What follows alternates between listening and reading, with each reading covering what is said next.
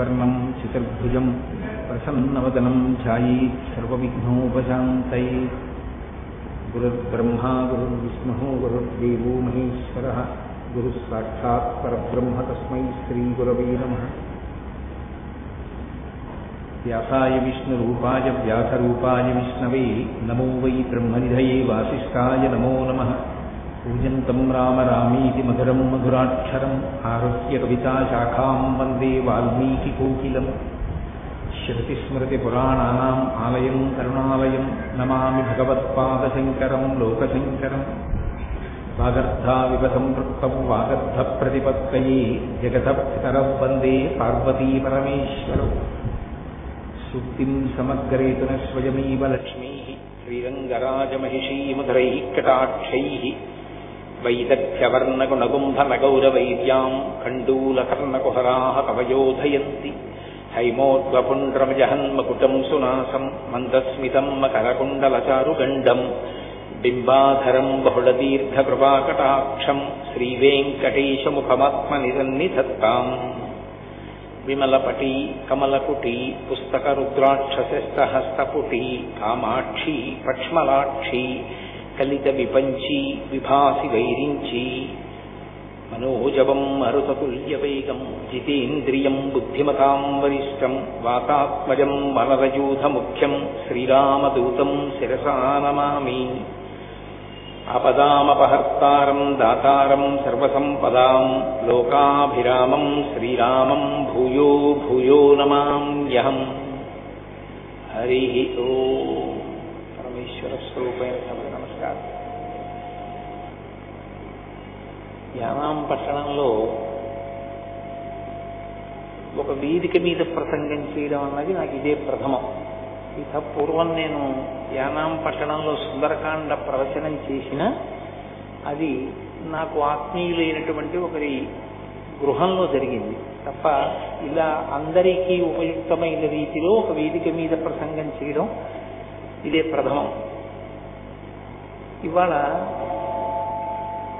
ఆదిశంకరాచార్య కృతమైనటువంటి శ్రీ అర్ధనారీశ్వర స్తోత్రం గురించి 7 రోజుల పాటు మాట్లాడుకోవాలి అని పెద్దలు సంకల్పం చేసి ఉన్నారు. శంకర భగవత్పాదులు కారణజన్ములు. వారు సాక్షాత్ కైలాస శంకరుడే కాలడి శంకరుడిగా అవతరించారు. అందుకే ఒక్క శంకరాచార్య స్వామి వారి జీవితంలో మాత్రమే ఒక విచిత్రం. సన్యాసాశ్రమ స్వీకారమునకు పూర్వము తల్లిదండ్రులుంచిన పేరు ఏదుంటుందో అది సన్యాసాశ్రమ స్వీకారం చేసి గురువుగారి దగ్గర ప్రణవోపదేశం పొందిన తరువాత ఉండదు. దీక్షానామముగా వేరొక నామం ఉంటుంది. కానీ ఒక్క శంకర భగవత్పాదుల విషయంలో మాత్రం సన్యాసాశ్రమ స్వీకారమునకు పూర్వము తల్లిదండ్రులు ఇచ్చిన పేరు శంకర. సన్యాసాశ్రమం ఇచ్చిన తరువాత వారి గురువుగారైనటువంటి గోవింద భగవత్పాదాచార్యుల వారు ఉంచినటువంటి పేరు కూడా శంకర. ఎందుకని వారికి దీక్షానామము మారలేదు అంటే ఒక్కటే కారణం. కైలాసమునందు ఉండేటటువంటి శంకరుడు ఎవరున్నాడో ఆయనే భూలోకంలో కలియుగంలో శంకర భగవత్పాదుల రూపంలో అవతరించాడు. నమః కపర్దినీచ వ్యుక్తకేశాయచ అని. జటాజూటంతో ఉండేటటువంటి పరమేశ్వరుడు వ్యుక్తకేశుడై అంటే ముండిత శిరస్కుడై, శిరస్సు మీద ఏమీ వెంట్రుకలు లేకుండా గుండుతో కూడుకున్నటువంటి వాడై, బాగా అర్థమయ్యేటట్టు చెప్పాలి అంటే ఈ భూమి మీద నడయాడాడు. ఎందుచేత ఆయనకు అవసరం వచ్చింది అంటే చేతిలో ఒక ఆయుధాన్ని పట్టుకుని ధర్మ వ్యతిరేకమైనటువంటి వాళ్ళని చంపడానికి అవకాశమైనటువంటి స్థితి కాదు కలియుగ ప్రారంభం. ఎందుచేత అంటే మహాభారత యుద్ధం జరిగిన రోజులలో కృష్ణ పరమాత్మ ప్రతిజ్ఞ చేశారు. పరిత్రాణాయ సాధూనాం వినాశాయ చ దుష్కృతాం ధర్మ సంస్థాపనార్థాయ సంభవామి యుగే యుగే. నేను ధర్మాన్ని పాడు చేసేటటువంటి వాళ్ళని మట్టు పెట్టడానికి, ధర్మాన్ని మళ్లీ సువ్యవస్థితం చెయ్యడానికి అవతార స్వీకారం చేస్తూ ఉంటాను. కానీ ధర్మ వ్యతిరేకులైన వారందరినీ చంపుకుంటూ వెళ్ళిపోతే కలియుగంలో అసలు మనుష్యుడన్నవాడు మిగలడం. కలి యొక్క ఉద్ధతి అటువంటిది. కాబట్టి ఇప్పుడు చేతిలో ఒక అస్త్రాన్ని పట్టుకుని లేకపోతే ఒక శస్త్రాన్ని పట్టుకుని ఎవరు ధర్మ వ్యతిరేకులుగా ఉన్నారో వాళ్ళందరినీ చంపేయడం తేలిక మార్గం కాదు, అది అనుసరణీయము కాదు. మనసులను ఆవహించి ఉన్నటువంటి కలిని తొలగగొట్టాలి, అందరినీ ధర్మ మార్గంలో నడిపించాలి. అందుకే ఈసారి కృష్ణ పరమాత్మ చేసినటువంటి ప్రతిజ్ఞకి కొనసాగింపుగా పరమశివుడు కైలాసంలో ఉన్నటువంటి సర్వేశ్వరుడు ఈ భూమండలం మీద అవతరించాడు. అవతరించి భారతదేశం నలుచెరగుల పాదచారి 3 పర్యాయములు పర్యటించారు. కేవలం 32 సంవత్సరములు మాత్రమే వారు శరీరంతో ఉన్నప్పటికీ అవైదికమైనటువంటి వాదనలన్నిటినీ ఖండించి మళ్ళీ వేదము యొక్క ప్రమాణాన్ని సువ్యవస్థితం చేశారు. అద్వైత మార్గము శంకరాచార్యుల వారు కొత్తగా కనిపెట్టినది కాదు. అద్వైత మార్గము వేదాంతర్గతమైనటువంటి పరమ సత్యం. వారి జీవితంలో వారు చేసినటువంటి ప్రబోధమంతా అదే. అద్వైతము వేదాంతర్గతమై ఉన్నది. వేదాంతర్గతమైనటువంటి అద్వైత సిద్ధాంతాన్ని ప్రచారం చేశారు. కేవలం ఏదో ఒక సిద్ధాంత ప్రచారం చేయడం వారి లక్ష్యం కాదు. అవైదికమైనటువంటి వాదనలన్నిటినీ ఖండించారు. మళ్ళీ వేదము యొక్క ప్రమాణమును నిలబెట్టారు. నిలబెట్టి షణ్మత స్థాపనాచార్యులై మనుష్యులు భక్తి మార్గంతో నడవడానికి కావలసినటువంటి వ్యవస్థనంతటినీ ఏర్పాటు చేశారు. ఎవరు ఏ స్థాయిలో ఉన్నా ఆ స్థాయిలో భగవంతుణ్ణి పట్టుకోవడానికి వీలైనటువంటి మార్గాన్ని చూపించారు. అందుకే యథార్థమునకు ఆదిశంకరాచార్యుల వారు లేకపోతే, ఆ అవతారం లేకపోతే సనాతన ధర్మమునకు మనుగడయే ప్రశ్నార్థకమై ఉండేది. అంతటి క్లిష్ట పరిస్థితులలో వచ్చినటువంటి అవతారం శంకరావతారం.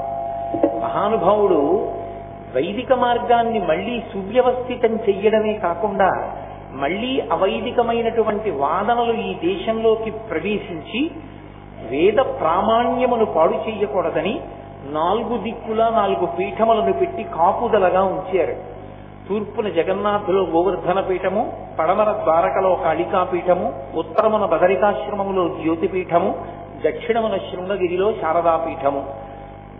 4 పీఠముల నుంచి 4 వేదముల యొక్క ఆమ్నాయమును ఏర్పాటు చేసి అక్కడ పీఠాధిపతుల యొక్క పరంపర కొనసాగేటట్టుగా, ఆ పరంపరలో వచ్చేటటువంటి పీఠాధిపతుల యొక్క ధర్మ ప్రచారము చేత వేదము ప్రమాణముగా ఉన్నటువంటి సనాతనమైనటువంటి ధర్మమునకు ఏ విధమైన వైక్లభ్యమూ కలగకుండా అది కొనసాగింపు పొందేటట్టుగా చక్కటి వ్యవస్థని ఏర్పాటు చేసినటువంటి మహాపురుషులు, జగద్గురువులు ఆదిశంకర భగవత్పాదులు. అటువంటి శంకరులు ప్రస్థానత్రయానికి భాష్యం ఇచ్చారు. ప్రస్థానత్రయము అంటే భగవద్గీత, బ్రహ్మసూత్రములు, ఉపనిషత్తులు. ఈ 3టికి భాష్య గ్రంథాలను ఇచ్చారు. అంత పెద్దవాటికి భాష్య గ్రంథాలు చదువుకోలేరేమో అన్న వారి కోసం తరువాతి స్థాయిలో అందుకోవడానికి వీలుగా భగవత్ సంబంధమైనటువంటి భక్తి జ్ఞానములను ఏర్పాటు చేసుకుని వైరాగ్యమును పొందడానికి వీలుగా శివానంద లహరి, సౌందర్య లహరి వంటి గ్రంథములను రచించి లోకానికి అందించారు. శంకరాచార్యుల వారు ఈ దేశానికి చేసినటువంటి మహోపకారం ఏమిటంటే, అందరు దేవతల మీద వారు వివిధ వృత్తములలో స్తోత్రములను రచన చేశారు. కొన్ని భుజంగ స్తోత్రములు. వారు స్పృశించని దేవతా స్వరూపం లేదు. సుబ్రహ్మణ్యేశ్వర స్వామి వారు, గణపతి, పార్వతీ పరమేశ్వరులు, శ్రీకృష్ణ పరమాత్మ, లక్ష్మీదేవి, శ్రీ మహావిష్ణువు, మీనాక్షి, పంచరత్నాలు. వారు స్పృశించినటువంటి దైవం లేదు. అందరు దైవాల మీద వారు స్తోత్రాలు ఇచ్చారు. స్తోత్రాలు ఇవ్వడం ఒక ఎత్తైతే ఏ స్తోత్రంలోనూ కూడా వారు నేను చేస్తున్నాను ఈ స్తోత్రాన్ని అన్న భావన వచ్చేటట్టుగా వారు చెయ్యలేదు శ్లోకాలు. మీరు సంగీతంలో త్యాగరాజస్వామి వారి యొక్క కృతులను చూస్తే త్యాగరాజస్వామి కీర్తనలలో త్యాగరాజనుత ఉంటుంది, ముద్ర అంటారు దాన్ని. త్యాగరాజనుత అంటే అదో ముద్ర. అంటే ఇది త్యాగరాజస్వామి వారి కీర్తన. మీరు త్యాగరాజనుత అని కీర్తన చేస్తే త్యాగరాజు చేత పొగడబడినవాడా అని అర్థం వస్తుంది. శంకరాచార్యుల వారు జగద్గురువుగా ఈ దేశానికి చేసిన మహోపకారం ఏమిటంటే, ఎక్కడెక్కడ లోకానికి ప్రయోజనం కలగాలని వారు స్తోత్రాన్ని అందించారో అక్కడక్కడ వారు 2 మాటలను ప్రయోగించారు. నహ మాం సంస్కృతంలో ఈ రెండు మాటలకి ఒక ప్రత్యేకమైనటువంటి స్థాయి. మాం అంటే నన్ను, నహ మమ్ములను. ఎందుకు ఆ మాటలు వేశారంటే అది శంకరాచార్య కృతమై శంకరాచార్యుల వారు ఆ స్తోత్రం వలన లబ్ధి పొందడం ఆయన యొక్క ఉద్దేశ్యం కాదు. రేపటి రోజున ఈ స్తోత్రాన్ని ఎవడు చదువుకుంటాడో వాడు భగవంతుడి ముందు కూర్చుని ఆ స్తోత్రం చదివితే, లేదా భగవంతుణ్ణి ధ్యానించి ఆ శ్లోకాన్ని చదివితే మాం అన్నప్పుడు ఆరక్షణ వాడికి కలగాలి, నహ అన్నప్పుడు ఆరక్షణ వారికి కలగాలి. అందుకే వారు స్తోత్ర రచన చేసి ఫలితాన్ని మనకి కట్టబెట్టారు. ఇది ఒక తండ్రి కొడుకు కొరకు ఎలా ఏర్పాటు చేస్తాడో అలా మన కొరకు కాలంలో ఎన్ని సంవత్సరములు దాటిపోనివ్వండి, ఎన్ని దశాబ్దములు శతాబ్దములు గడిచిపోనివ్వండి, మళ్లీ మనం సక్రమంగా దేవతలని ఆరాధన చెయ్యడంలో స్తోత్రాన్ని చెప్పగలమో చెప్పలేమోనని మన కొరకు శంకర భగవత్పాదులు అత్యద్భుతమైనటువంటి స్తోత్రములను అందించారు. ఆ స్తోత్రములకి ఒక ప్రత్యేకత ఉంటుంది. ఏమా ప్రత్యేకత అంటే ఒక్కొక్క స్తోత్రం ఒక్కొక్క ఆశ్రమంలో ఉన్న వాళ్ళకి ఎక్కువ ప్రయోజనాన్ని కల్పించేదిగా ఉంటుంది. జిజ్ఞాసులు ఉంటారు, అంటే అసలు భగవంతుడి గురించి తెలుసుకోవాలి, అసలు గురువు అంటే ఎవరు తెలుసుకోవాలి, తల్లి అంటే ఎవరు, తండ్రి అంటే ఎవరు, పాపం అంటే ఏమిటి, పుణ్యం అంటే ఏమిటి, లేకపోతే సాధన అన్న మాటకు అర్థం ఏమిటి, దైవము అని ఎవరిని పిలవాలి, ఇవి తెలుసుకోవాలి అనుకున్న జిజ్ఞాసుల కొరకు మనకు అద్భుతమైనటువంటి స్తోత్రాన్ని ఇచ్చారు. దాన్ని ప్రశ్నోత్తరమాలిక అంటారు. ప్రశ్న ఎవరో వెయ్యలేదు శంకరాచార్యులు వారిని. సాధకుని యొక్క స్థాయిలోకి ఆయన కిందకొచ్చి అయోమయావస్థలో ఉన్నటువంటి సాధకుడు జిజ్ఞాసు అయి తెలుసుకోవాలనుకున్నప్పుడు ఎటువంటి ప్రశ్నలు వేస్తాడో ఆ ప్రశ్నలు ఆయనే వేశారు.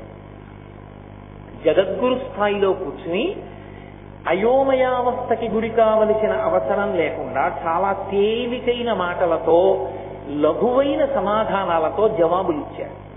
ఇచ్చి దానికి ఆయన ఇంకొక పేరు పెట్టలేదు. శంకరులు ఎప్పుడు ఎక్కడ ఏ పేరు పెట్టినా, ఏ పేరుతో పిలిచినా దానికి ఒక ప్రాధాన్యత ఉంటుంది. శంకర వాంగ్మయమునందున్నటువంటి అద్భుతం అని ఆయన దానికి ప్రశ్నోత్తర మాలిక అని పేరు పెట్టారు. మాలికకి ప్రయోజనం ఏమిటంటే ధరించడం. ధరించి వాసన చూసి పక్కన పెట్టినా ధరించి ఉన్నట్టే లెక్కలోకి వస్తుంది. నాకు ఇప్పుడు ఈ మాల పట్టుకొచ్చారు. ఈ మాల ప్రయోజనమేమి? నా మెడలో వేయడమే. నా మెడలో వేసిన తరువాత నేను వాసన చూసి పక్కన పెడితే అది నేను స్వీకరించినట్టే, నేను అనుభవించినట్టే ఆ మాలని. అది మెడలో వేయబడుతుంది కాబట్టి దానికి మాల అని పేరు. ఆయన అన్నారు ప్రశ్నోత్తర మాలిక అంటే ఇది నువ్వు చదివి వదిలిపెట్టేది కాదు, ఇది నీ మెడలో ఉండాలి. మెడలో అంటే కంఠమునకు తగులుతుంది, కంఠగతమై ఉండాలి. ఇది నీకు ఎప్పుడూ ధారణలో ఉండాలి. ధారణలో ఉంటే గురువెవరు? వెంటనే శంకరుడు ఏం చెప్పారో జ్ఞాపకం వస్తుంది. ఓ గురువు గారంటే ఇది. అమ్మ ఎవరు? వెంటనే గుర్తొస్తుంది, ఓ శంకరుడు ఇలా చెప్పారు. కాబట్టి దానికి ఆయన ప్రశ్నోత్తర మాలిక అని పేరు పెట్టారు. ఇప్పుడు ఆ ప్రశ్నోత్తర మాలిక రోజు చదువుకుంటే ఏమవుతుందండి అని అడిగారు అనుకోండి. ప్రశ్నోత్తర మాలిక రోజు చదువుకుని ప్రశ్నోత్తర మాలికకి వ్యాఖ్యానం వింటే జిజ్ఞాసుకి స్పష్టమైన అవగాహన కలుగుతుంది. అయోమయమంతా పోతుంది. ఎంత గొప్పగా పోతుందంటే అవ్యక్త రేఖామివ చంద్రరేఖాం పంసు ప్రసిద్ధామివ హిమరేఖాం క్షతప్రరూఢామివ బాణరేఖాం వాయు ప్రభిన్నామివ మేఘరేఖాం అంటారు వాల్మీకి మహర్షి.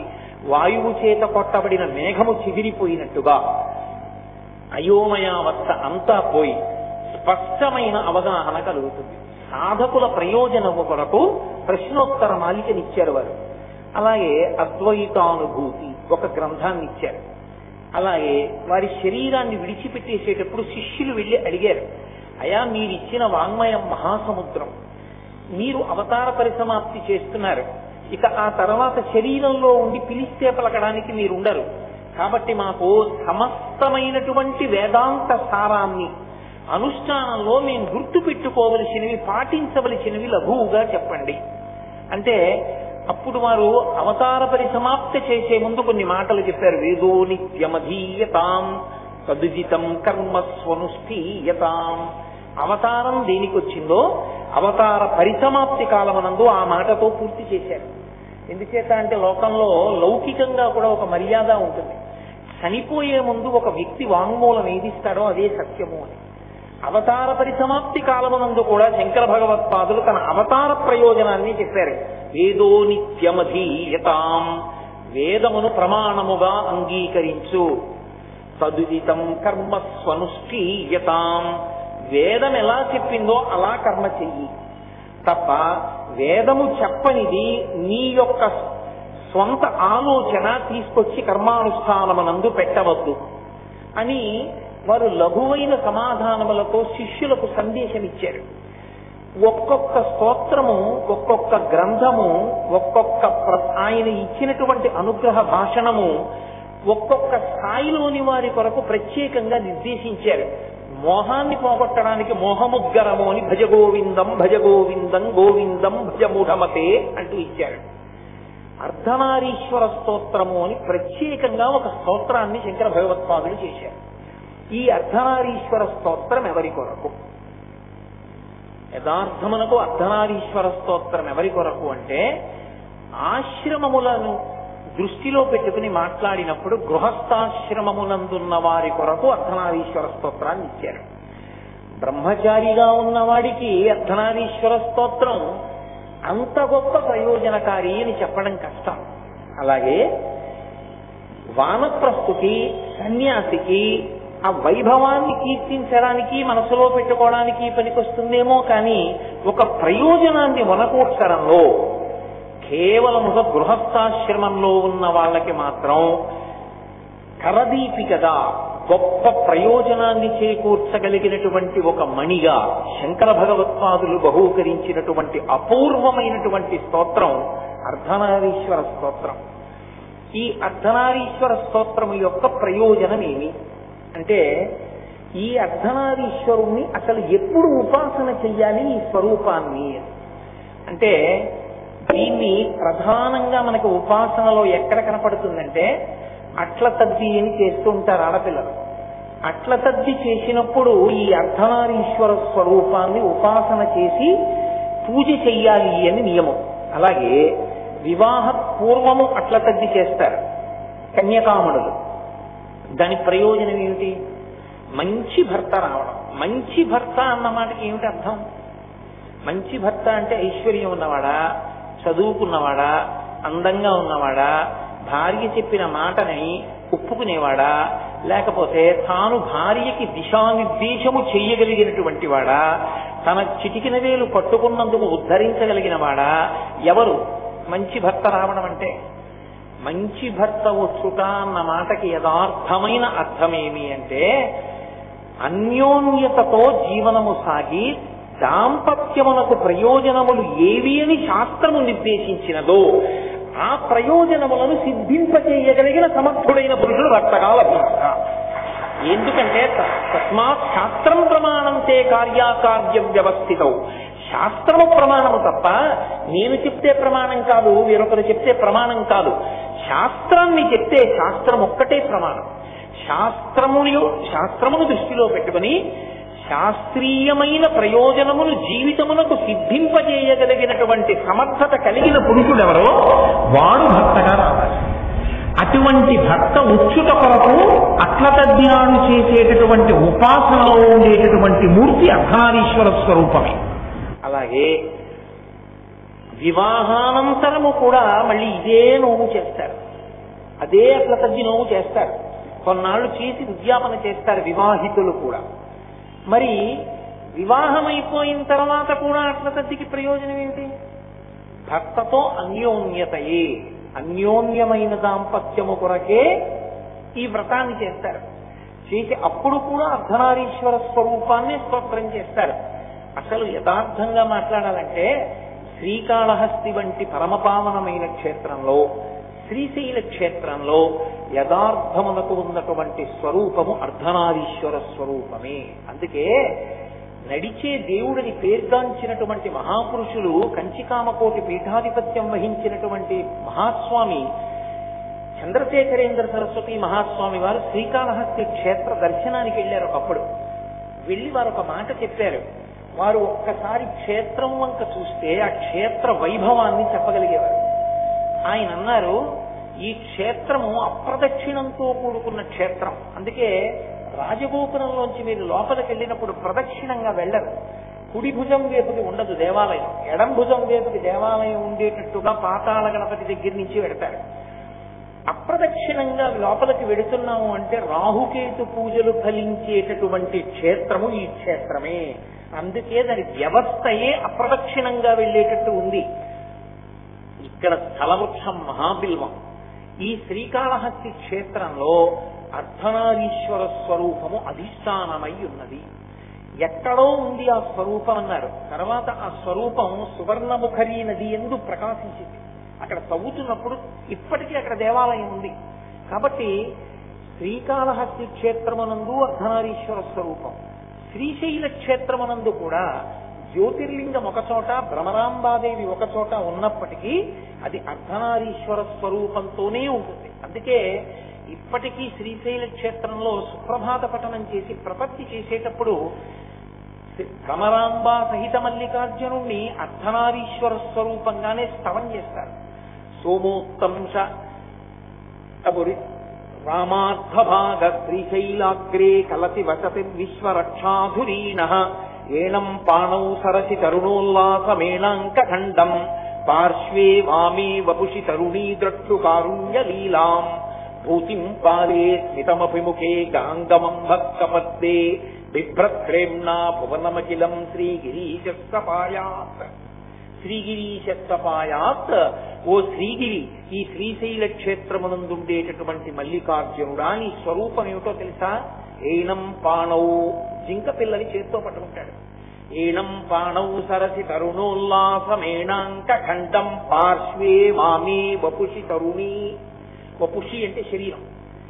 శరీరము యొక్క వామార్ధ భాగమునందు పార్వతీదేవిని, ఎడమ భాగమునందు ఉంచుకున్నటువంటి ఓ పరమేశ్వరుడా నీకు నమస్కారము. సోమోత్తంస పరిషదామీష జీవాతురీష పాశచ్ఛేత్తాపదయుగజుషాం పుల్లమల్లీ వికాస ధ్యేయో దేవ ప్రకటితవధూరూపవామాత్మభాగ శ్రీశైలాగ్రే కలసి వసతి విశ్వరక్షాధురీణ అని ఇంకో శ్లోకం. ఓ విశ్వరక్షాధురీనుడైనటువంటి మల్లికార్జునుడా, నీ వామభాగమునందు అర్ధనారీశ్వరుడవై పార్వతీదేవి శోభిస్తోంది. ఈ రెండు క్షేత్రములు అర్ధనారీశ్వర స్వరూపములకు సంబంధించిన క్షేత్రములే. అటువంటి అర్ధనారీశ్వర స్తవాన్ని శంకర భగవత్పాదులు ప్రత్యేకంగా గృహస్థాశ్రమంలో ఉన్న వాళ్ల కొరకే ఇచ్చారు. ఈ గృహస్థాశ్రమంలో ఉన్న వాళ్ల కొరకు సన్యాసాశ్రమంలో ఉన్న శంకరాచార్యుల వారికి ఇవ్వవలసినంత అగత్యమేమి? వారు జగద్గురువులు. జగద్గురువులు కనుక వర్ణాశ్రమములు ప్రాణప్రదములై ఉంటాయి. ధర్మానుష్ఠానమునందు ఏది ప్రాతిపదిక అంటే వర్ణము ఆశ్రమము, ఈ రెండు ప్రాతిపదికలై ఉంటాయి ధర్మానికి. ధర్మము అంటే పట్టుకుని ఆచరించవలసినది. తెలియచేవా జనైరితి ధర్మం. తెలుసుకోవడం పూర్వాంగం, అనుష్ఠించడం ఉత్తరాంగం. తదనంతరం దాన్ని అనుష్ఠించాలి తెలుసుకుని. సంధ్యావందనం చెయ్యాలి. ఎవరు చెయ్యాలి సంధ్యావందనం? అప్పుడు వర్ణాశ్రమములు ఈ రెండు వస్తాయి. సన్యాసికి సంధ్యావందనం లేదు, గృహస్థుకి సంధ్యావందనం ఉంది, బ్రహ్మచారికి సంధ్యావందనం ఉంది. ఎవరు సంధ్యావందనం చేయడానికి అర్హత ఉన్నవాడు? ఎవడికి యజ్ఞోపవీతం ఉందో వాడు సంధ్యావందనం చెయ్యాలి. వాడు సంధ్యావందనం చెయ్యకుండా తిరగడానికి వీల్లేదు. ఏదైనా పక్కన పెట్టి సంధ్యావందనమే ముందు చెయ్యాలి. కాబట్టి ఇప్పుడు ఒక్కొక్క వర్ణాశ్రమమును ఆధారంగా చేసుకుని ధర్మం వచ్చింది. ఇప్పుడు ఆ ధర్మాన్ని పట్టుకుని తరిస్తూ ఉంటాడు. గృహస్థాశ్రమము ధర్మమునకు అలవాలము. గృహస్థాశ్రమము పరమపావనమైనటువంటి ఆశ్రమం. ఎందుకు అసలు గృహస్థాశ్రమము, బ్రహ్మచర్యము, వానప్రస్థము, సన్యాసము అని 4 కింద ఆశ్రమాలను విడగొట్టాలి? ఎందుకు అసలు విడగొట్టింది వేదం అంటే, అలా విడగొట్టడానికి ఒక కారణం ఉంది. కట్లు విప్పేశారని కాదు, ఎప్పుడూ కట్టు వేస్తూనే ఉంటారు. ఎప్పటికవసరమైన కట్టు అప్పుడు వేస్తూ, అప్పటికి అవసరము లేని కట్టు తీసేయడమే ఆశ్రమాన్ని మార్చడం. మీరు చూడండి, పట్టికెళ్లేవాడు మొట్టమొదట తాటితో గట్టిగా కడతాడు అనుకుంటాడు. మోతాలతో పెట్టి నొక్కి కట్టినప్పుడు చాలా గట్టిగా కట్టేశాను, ఈ పత్తి బెట్టకదనుకుంటాడు. ఇప్పుడు ఆ పత్తికెళ్ళి మిల్లోకి పట్టుకెళ్ళి ఇచ్చినప్పుడు అది యంత్రాల మీద పెడుతుంది. ఒక యంత్రం ఇంకో యంత్రం మీద ఉన్న పత్తిని నొక్కుతుంది. ఇప్పటి వరకు తను కట్టిన కట్టు చాలా గట్టిగా ఉందనుకున్నవాడు తెల్లబోతాడు. ఎందుకంటే ఆ కట్టు వదిలైపోయి ఊడిపోతుంది తనంత తాను. దాన్ని ముడివిప్పరు. ఎంత గట్టిగా నొక్కేస్తుందంటే పత్తి దగ్గరైపోయి కట్టు వదిలైపోతుంది తనంత తాను. ఇప్పుడు వదిలైపోయిందని ఆ కట్టుని విక్కిరించడానికి కాదు యంత్రం నొక్కింది. ఇప్పుడు యంత్రం మళ్ళీ ఒక ఇనప రేకుని తీసుకుని మళ్ళీ గట్టిగా తను ముడేస్తుంది. ఇప్పుడు అది మనిషి వేసిన కట్టు కన్నా ఈ కట్టు గట్టిగా ఉంటుంది. ఎందుకు వేశారు కట్టు? కట్టు ఎందుకు మార్చారు అంటే తను వేసిన కట్టు కదిలిపోయే కట్టు. ఈ కట్టు ఆ పత్తి చేరవలసిన స్థానాన్ని చేరే వరకు పనికిరాదు, యంత్రం కిందకి వెళ్లే వరకే పనికొస్తుంది. అక్కడ కట్టు మార్చారు. దాని వలన పత్తి ఎక్కడికి చేరాలో అక్కడికి ఎక్కడా మధ్యలో ముద్ద పడిపోకుండా వెళ్ళిపోయింది. అలాగే ఈ శరీరం అపురూపం, ఈ సాధనం అపురూపం. ఇది దొరకమంటే దొరికేది కాదు. మనుష్య శరీరం లభించడమే అదృష్టం. అందుకే 84 లక్షల జీవరాశులలో అత్యద్భుతమైన జన్మ ఏది అంటే మనుష్య జన్మయే. మనుష్యత్వం, ముముక్షత్వం, మహాపురుష సమాశ్రయ. ఈ మూడు దొరకమంటే దొరికేవి కావు అంటారు శంకరాచార్యుల వారి వివేక చూడామణిలో. ఎందువల్ల గొప్పదైంది అంటే దీనితో ధర్మానుష్ఠానము చేయవచ్చు. మిగిలినటువంటి శరీరములు ధర్మానుష్ఠానములకు పనికిరావు. వాటికి ఉన్నది ఒకటే ధర్మం, జంతు ధర్మం. దీనికి ధర్మానుష్ఠానములకు ఇది పనికొస్తుంది. ఇది భగవన్నామమును చెప్పడానికి పనికొస్తుంది. మిగిలిన ఏ ఉపాధి కూడా ఇక భగవన్నామమును చెప్పడానికి పనికిరాదు.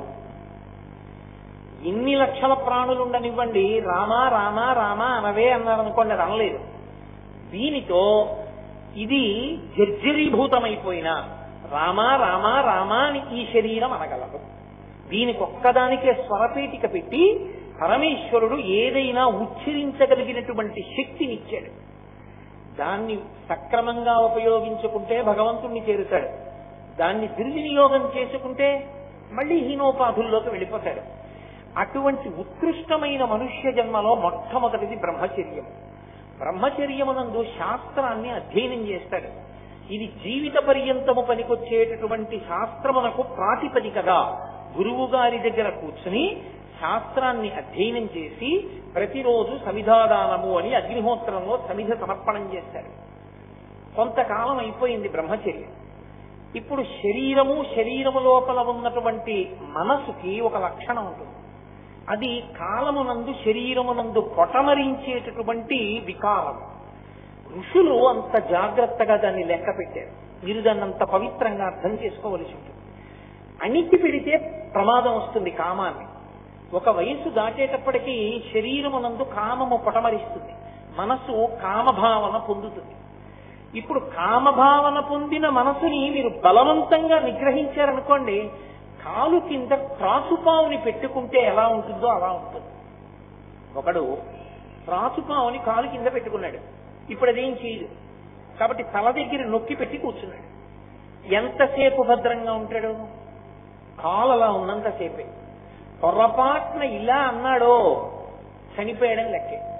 కాలు కిందున్న త్రాచుపాము తాత్కాలికంగా తల ఉంచినా ఎప్పుడు కాలు తీస్తాడు కాటేద్దామని చూసినట్లే ఇంద్రియములు కాట్లు వేయడానికి సిద్ధంగా ఉంటాయి. అందుకే వ్యాస భగవానుడు దేవి భాగవతం చేస్తూ ఒక మాట అంటాడు, ఇంద్రియాణి బలిష్టాని ననియుక్తాని మానద అపక్వస్య ప్రకుర్వంతి వికారాం స్థామనేకచ అంటాడు. ఇంద్రియములు బలిష్టములు, అవి కాట్లు వేస్తాయి. మనసు అంత తొందరగా లొంగదు. లోకములన్నీయున్ గెలిచినాడ ఇంద్రియానీకము చిత్తమున్ గెలువనేరవు నిన్ను నిబద్దు చేయు భీషణ శత్రురాపుర ప్రపిన్నుల చేసిన ప్రాణికోటిలో నీకు విరోధి లేదొకడు నిర్పున సూడుము ధనవీశ్వర అంటాడు ప్రహ్లాదుడు హిరణ్యకశిపుడితో భాగవతంలో. మనసుని ఇంద్రియాల్ని గెలవడం అంత తేలిక విషయం కాదు. కాబట్టి ఋషులు ఏం చేశారంటే ఒక అద్భుతమైనటువంటి ప్రక్రియ ఏర్పాటు చేశారు. కామమును ధర్మంతో ముడివేసేశారు. అందుకే వివాహం చేసినప్పుడు సంకల్పం ఏమి అంటే ధర్మ ప్రజాపత్యర్థం, ధార్మికమైన సంతానము కొరకు. నేను భార్యని స్వీకరించాననరు, ధర్మపత్నిని స్వీకరించాడు. ఆమె పేరేమి? ధర్మపత్ని. ధర్మపత్ని సమేతస్య, ఆమె ధర్మమునకు ఆలంబనం. ఇప్పుడు కామము ఆమె యందు ప్రవర్తించింది. ఆమె యందు కామముంచుకున్న కారణానికి ధార్మికమైనటువంటి కట్టుబాటు వలన కామము ధర్మముతో ముడిపడితే ధర్మబద్ధమైన అర్థం వచ్చింది. ఏమిటా అర్థం? కొడుకు, కూతురు. కూతురు వచ్చింది, కన్యాదానం చేసి తరించావు. కొడుకు పుట్టాడు, పితృరుణం తీరిపోయింది. పితృరుణం తీరడానికి గృహస్థాశ్రమం ప్రాతిపదిక అయింది. 3 రుణములు ఉంటాయి. ఈ మూడు రుణములను తీర్చుకోవాలి అంటే ఒక రుణాన్ని బ్రహ్మచర్యాల్లో తీర్చుకోగలడం. 2 ప్రధానమైనటువంటి రుణములను గృహస్థాశ్రమంలోకి ప్రవేశిస్తే తప్ప తీర్చుకోవడం కుదరదు. నేనెప్పుడు చేశానండి అప్పు అంటారేమో. ఆ అప్పు మీరెప్పుడు చేశారన్నది విడిచిపెట్టండి. మనుష్య జన్మ స్వీకరిస్తూనే పుడుతూనే 3 అప్పులతో పుడతాడు. 1 శాస్త్ర రుణము, 2 దైవ రుణము, 3వది పితృ రుణము. ఇందులో శాస్త్ర రుణము అంటే ఋషులు మన కొరకు శాస్త్రాన్నంతటినీ ఇచ్చారు చదువుకుని జీవితాన్ని బాగు చేసుకోమని. ఆ రామాయణం కోట్ల రూపాయలు ఖర్చు పెట్టేశాం. కనీసం నీ ఇంట్లో 6 కాండల రామాయణం లేకపోతే నీలో ఏదో పెద్ద తేడా ఉందని గుర్తు. నీ ఇంట్లో భాగవతం 12 స్కంధాలు లేకపోతే నీ జీవితంలో ఏదో పొరపాటు ఉందని గుర్తు. కనీసం గ్రంథాలు ఇంట్లో ఉండాలి, ఎప్పుడో ఒకప్పుడు చదువుతాం. అవి కూడా లేని ఇల్లు దారుణమైనది. ఇన్ని లక్షలు ఇన్నిటికి ఖర్చు పెడుతున్నావు, రామాయణం 6 కాండలు నీ ఇంట లేవంటే ఏం చెప్పుకోవాలి? కాబట్టి శాస్త్రాన్ని చదవాలి, ఋషులు ఇచ్చిన శాస్త్రాన్ని చదివితే రుణం తీరిపోతుంది. ఋషికి బ్రహ్మచర్యంలో శాస్త్రం చదువుకున్నాడు, రుణం తీరింది. కానీ పితృ రుణం, తండ్రికి రుణపడ్డాడు. ఏమిటి రుణం? తండ్రి నీకు శరీరం ఇచ్చినట్లే నువ్వు కూడా సంతానాన్ని కనాలి. సంతానాన్ని కంటే తప్ప నువ్వు రుణ విముక్తుడవు కావు. రుకండు మహర్షి అంతటి వాడిని బ్రహ్మలోక ప్రవేశం చేయనివ్వలేదు. కాబట్టి సంతానాన్ని పొందాలి. సంతానాన్ని పొందడం అంటే ఎలా పడితే అలా సంతానాన్ని పొందడాన్ని శాస్త్రం అంగీకరించదు. ధర్మబద్ధమైన సంతానము కావాలి. ధర్మబద్ధమైన సంతానం అంటే వేరొకరి కన్య ధార్మికముగా నీకు కన్యాదానము చెయ్యబడాలి. ఆమెతో కలిసి నువ్వు నీ కామాన్ని ధార్మికంగా ఆమె యందుండి అతిక్రమించని కారణం చేత నీవే ఆమె కడుపున మళ్లీ పుడతావు. అందుకే ఆత్మావై పుత్రనామాసి, కొడుకు మళ్లీ తండ్రిగా వస్తాడు, తండ్రి మళ్లీ కొడుకుగా వస్తాడు. కాబట్టి ఆమె నిన్నే కంది తన కడుపున. ఇప్పుడు నీ కామము ధర్మము చేత ముడిపడి భక్తి యందు ప్రవేశపెట్టబడాలి. ఇప్పుడు కామము ధర్మము చేత ముడిపడితే పితృరుణం తీరిపోయింది, సంతానం కలిగారు కాబట్టి. ఇప్పుడు 3వది, దేవతలకి మనం రుణపడి ఉంటాం. దేవతలకి రుణపడి ఉండడం అంటే దేవతలు వర్షం కురిపించారు, పంట పండింది, అన్నం తిన్నావు. దేవతలు భోగానికి అవసరమైనటువంటి వస్తువులను ఇచ్చారు, వాటిని పొందావు. భూమిలో ఉన్న ఇనుము తీసుకున్నావు, భూమిలో ఉన్న పెట్రోల్ తీసుకున్నావు, కారు చేసుకుని కారెక్కి తిరిగావు. ఇవి దేవతలు ఇచ్చారు భూమిలో పెట్టి. నువ్వు తయారు చేయలేదు పెట్రోల్, లోపల ఉంది కాబట్టి క్రూడ్ ఆయిల్ నువ్వు దాన్ని పెట్రోల్ గా శుద్ధి చేశావు. ఇప్పుడు దేవతలకు రుణపడ్డావు. ఈ రుణపడినటువంటి రుణాన్ని తీర్చుకోవాలి అంటే యజ్ఞమో యాగమో చేసి నువ్వు హవిస్సు అగ్నిహోత్రుడి యొక్క ముఖంగా దేవతలకి సమర్పణం చెయ్యాలి. ఇప్పుడు యజ్ఞము కానీ యాగము కానీ చెయ్యాలి అంటే అధికారం ఏమి? ఎడమ భుజం మీద ఉత్తరీయం ఉండాలి. ఎడం భుజం మీద ఉత్తరీయం వేసుకునే అధికారం ఎవరిది అంటే భార్య బ్రతికున్నవాడికి. భార్య పక్కన లేకపోతే ఆయనకి యజ్ఞాధికారము లేదు. యజ్ఞాధికారమును పొందుట కొరకు భార్యని స్వీకరించాడు. అందుకే తలంబ్రాలు పోసుకునేటప్పుడు ఈ మంత్రాలే చెప్తారు. నాకు ఐశ్వర్యము కలుగుగాక, దాని వలన నేను యజ్ఞయాగాది క్రతువులను చేయుదునుగాక. ఇప్పుడు ఈమె పక్కన ఉన్నది కాబట్టి యజ్ఞం చేశాడు ధర్మపత్ని సమేతస్య అని. ఈమె లేదు, ఎంత డబ్బున్నా తను యజ్ఞం చేయడానికి అధికారి కాడు. తన కడుపున పుట్టిన తన కుమార్తెని కన్యాదానం చేయడానికి కూడా అధికారం కాదు. కాబట్టి ఇప్పుడు ధర్మపత్నిని స్వీకరిస్తే ఆమెతో కలిసి యజ్ఞయాగాది క్రతువులు చేసి దేవతలతో ఉన్నటువంటి రుణాన్ని పోగొట్టుకుంటాడు. ఇప్పుడు ఈ రుణాలు పోతే ఊర్ధ్వలోక ప్రాప్తికి అవకాశం ఇస్తారు. అథవా ఈశ్వరానుగ్రహం చేత భక్తి వైరాగ్యముతో కలిసి జ్ఞానముగా పండి మోక్షమునకు అధికారి అవుతాడు. అయితే ఇది అందరికీ వర్తిస్తుందా అంటే కారణజన్ములైన వారి విషయంలో వర్తించదు. అందుకే వారు గృహస్థాశ్రమం తీసుకోకుండా సన్యాసానికి ఎడతారు. శంకరాచార్యులు వారు వెళ్ళలా?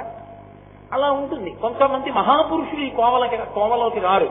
కానీ అందరూ మహాపురుషులు మాత్రం కాదు. కాబట్టి సాధారణంగా ఈ కట్టులోనే పెడతారు.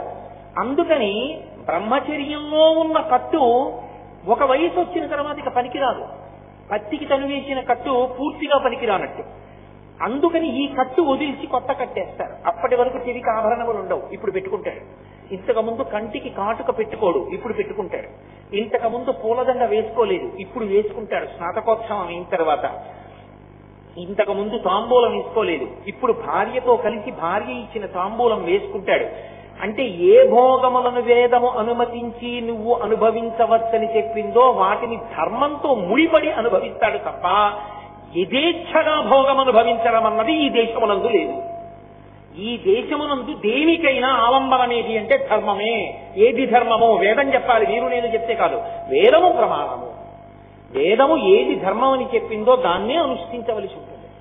కాబట్టి గృహస్థాశ్రమము అత్యంత ముఖ్యమైన ఆశ్రమమై కూర్చుంది. ఇప్పుడు 2 రుణాలు దాంట్లో తీరుతున్నాయి. పైగా 2 ఆశ్రమాల్లో ఉన్న వాళ్ళు గృహస్థు మీద బతుకుతారు. బ్రహ్మచారి తనొండుకు తినకూడదు. బ్రహ్మచారి గృహస్థు ఇంటి ముందుకొచ్చి భవతి భిక్షాం దేహి అంటాడు. బ్రహ్మచారికి గృహస్థు అన్నం పెడతాడు. సన్యాసి ఆయన దానం పుచ్చుకోకూడదు, ఒండుకుని పెట్టుకోకూడదు, రేపటికని దాచకూడదు. ఆకలేస్తే అదో రోగం అనుకోవాలి. దగ్గు వచ్చింది అనుకోండి, తగ్గేవరకే మందు చేసుకుంటాం, ఉండిపోయింది కదా సీసాలోని పోషిస్తోంది నోట్లో. ఆకలేస్తే కడుపులో ఆకలి మంట చల్లారే వరకు మాత్రమే తినాలి, రుచి కోరకూడదు. ఎక్కడికి వస్తాడు? గృహస్థు ఇంటి ముందుకొచ్చి భవతి భిక్షాం దేహి అంటాడు. గృహస్థు అన్నం పెడతాడు. కాబట్టి ఇటు బ్రహ్మచారి కానీ అటు సన్యాసి కానీ గృహస్థు మీద ఆధారపడి ఉన్నారు. 4 ఆశ్రమములలో 2 ఆశ్రమములు 3వదైన గృహస్థాశ్రమం మీద ఆధారపడి పరిడవిల్లుతున్నాయి. అంత పరమ పవిత్రమైన ఆశ్రమము గృహస్థాశ్రమము. పైగా గృహస్థాశ్రమం కోటలో కూర్చుని యుద్ధం చేయడం లాంటిది. ఇక్కడ వేదము అనుమతించిన సుఖములను అనుభవిస్తాడు. అనుమతింపబడిన సుఖములను అనుభవించి ఇదొక సుఖమా అని వైరాగ్యాన్ని పొందుతాడు. కాబట్టి అసలు అది ఆ సుఖమేమిటో తెలియకుండా బలవంతంగా త్రాసుపావుని తొక్కిపెట్టినట్టు తొక్కిపెట్టవలసిన అవసరం గుర్తుండదు. ఏమి సుఖం అండి అంటాడు. మధుర పదార్థాన్ని తిన్నాడు.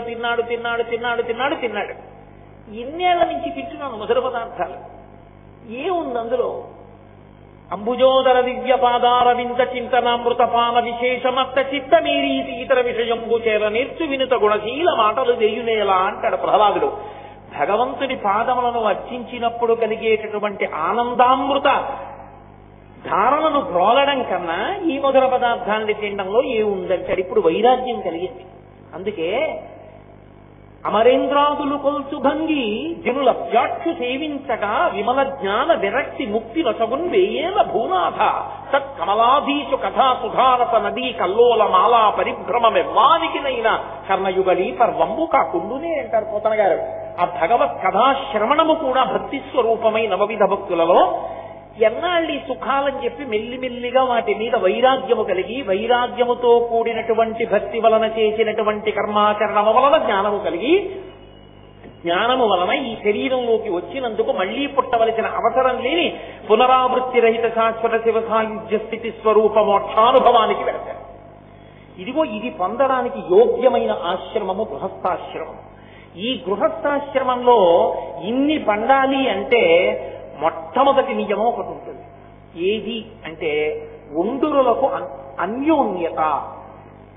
దంపతులుగా ఉన్నటువంటి స్త్రీ పురుషులు ఎవరున్నారో వాళ్ళిద్దరి మధ్య కొన్ని లక్షణాలు ఉండాలి అని శాస్త్రం చెప్తోంది. మొట్టమొదటిది అన్యోన్యత. ఒకరి మీద ఒకరికి ప్రేమ ఉండాలి. ఆయన కొరకు తను త్యాగం చెయ్యాలి, దాని కొరకు ఆయన త్యాగం చేశాడు. పోన్లే దానికి ఇష్టం ఉండదు, ఆయన వదిలేశాడు. ఆయన తినరు వెల్లుల్లిపై, ఆవిడ వదిలేసి. ఆవిడకి ఎంతో ఇష్టం, పుట్టింట్లో ఉన్ననాళ్ళు తినేది వెల్లుల్లిపై. ఇప్పుడు ఆవిడ అసలు తినదు. ఎందుకు తినవు వెల్లుల్లిపై అంటే ఆయన తినరు వెల్లుల్లిపై, నాకు అలవాటు పోయిందండి. అది అన్యోన్యత అంటే. అందుకే శ్రీరామాయణంలో అద్భుతమైన మాట ఒకటి అంటారు. బాలకాండ పూర్తి చేస్తూ మహర్షి అంటారు, ప్రియాకు సీతారామస్య దారాహ పితృకృత ఇది. నాకు మా నాన్నగారైన దశరథ మహారాజు గారు ఈమెనిచ్చి పెళ్లి చేశారంటే నాకు యోగ్యమైన పిల్ల అని రాముడు సీతమ్మని ప్రేమించాడు. అలా ఎప్పుడు నాన్నగారు తెచ్చారు కాబట్టి అని ప్రేమించడమేనా? సీతమ్మ కూడా రాముడికి దగ్గర అవడానికి, రాముడు సీతమ్మకి దగ్గర అవడానికి ఏమైనా కారణం ఉందా అంటే ప్రీతిర్భూయోభ్యవర్తత, ఆమె నడిచినటువంటి నడవడి కారణంగా రాముడికి దగ్గరయింది, రాముడు సీతమ్మకి దగ్గరయ్యాడు. ఇప్పటికీ యుగం మారిపోయినా పెళ్లి అంటే సీతారాములే ఆదర్శంగా చెప్పబడతారు దాంపత్య జీవితానికి. అందుకే నడిచే దేవుడిని పేర్దాంచిన పరమాచార్య స్వామి ఒక మాట చెప్పేవారు, శుభలేఖ వేసినప్పుడు సీతారాముల మూర్తి లేకపోయినా జానక్యాహ కమలామలంజలిపుటేయాహ పద్మరాగాయితాహ అన్న శ్లోకం ఆ శుభలేఖ మీద లేకపోయినా ఆ తల్లిదండ్రులకి పిల్లల పెళ్లి ఎలా చెయ్యాలో చేత కానటువంటి అజ్ఞానులు. సీతారాములంటే దాంపత్యానికి అంత పర్యాయపదంగా నిలబడ్డారు. అటువంటి అన్యోన్యత ఉండాలి. ఈ అన్యోన్యత లేదనుకోండి, అది శుభలేఖలో వేసుకునే కమర్షియల్ ఎండ్ లాగే ఉంటుంది జీవితంలో కూడా. చూడండి, శుభలేఖ వేసినప్పుడు శ్రీమతి మరియు శ్రీ చాగంటి కోటేశ్వరరావు వ్రాయి శుభలేఖార్థములు అని ఉండాలి, కానీ కమర్షియల్ ఎండ్ అని ఒకటి ఉంటుంది. శ్రీరామ అండ్ కో అని, అండ్ కో అన్నప్పుడు ఇలా మిలికి తిప్పి వేస్తారు. అండ్ కో అంటే దాని అర్థం ఏంటంటే వ్యాపారం కోసం పెట్టింది అని. దంపతులకి కూడా శుభలేఖలో శ్రీమతి అండ్ శ్రీకి కమర్షియల్ ఎండ్ వేస్తే ఏదో పశ్చిమ దేశాల్లో ఉండే దాంపత్యాలు ఎలా ఉంటాయో అటువంటి దాంపత్యం అని గుర్తు. ఇంకా ఇంటికి వెళ్ళికెళ్ళం ఎందుకు? కమర్షియల్ ఎండ్ ఆ శుభలేఖలో వేసుకోవలసిందే. మరియుని వేసుకోవాలి. శ్రీమతి మరియు శ్రీ ఇద్దరూ కలిపి దంపతులు, వారి అన్యోన్యతకి ఫలితమే అదిగో ఆ బిడ్డ. ఆ బిడ్డని పొంది కన్యాదానం చేసి నేను తరిస్తున్నాం, మిమ్మల్ని ఆహ్వానిస్తున్నాం, అందుకుండాలి శుభలేఖ. అంతేగాని కమర్షియల్ ఎండ్ ఏమిటి అందులో? కాబట్టి అన్యోన్యత అత్యంత అవసరమై ఉంటుంది. ఆ అన్యోన్యత కాని సిద్ధించలేదనుకోండి, ఆ దాంపత్యము అర్థరహితము. పక్క పక్కన ఎన్నాళ్ళు కూర్చున్నారన్నది కాదు, ఎవరి మనసులు ఎవరి దగ్గర ఉన్నాయన్నది ప్రధానం. వివాహం అయిపోయిన తరువాత కూడా పురుషుడి మనసు పురుషుడి దగ్గరే, స్త్రీ మనసు స్త్రీ దగ్గరే ఉండిపోతే దంపతుల్లో ఆ దాంపత్యము అర్థరహితము. శీశుపావృక్షం మీద కూర్చుని సీతమ్మని చూసిన హనుమ అన్నారు, అస్యాదేవ్యా మనస్తస్మిన్ తస్య చాస్యాం ప్రతిష్ఠితం తేనేయం శశి ధర్మాత్మా ముహూర్తం అభిజీవతే. సీతమ్మ మనసు సీతమ్మ దగ్గర లేదు, రాముడి దగ్గర ఉంది. రాముడి మనసు రాముడి దగ్గర లేదు, సీతమ్మ దగ్గర ఉంది. ఇద్దరి మనసులు వేరొకరి చేతుల్లోకి వెళ్ళాయి కాబట్టి వీళ్ళిద్దరూ ఇంత గొప్ప దంపతులు అయ్యారు. శారీరకంగా విడివిడి ఉన్నా మానసికంగా వీళ్ళు కలిసే ఉన్నారు, వీళ్ళు దంపతులంటే అన్నారు.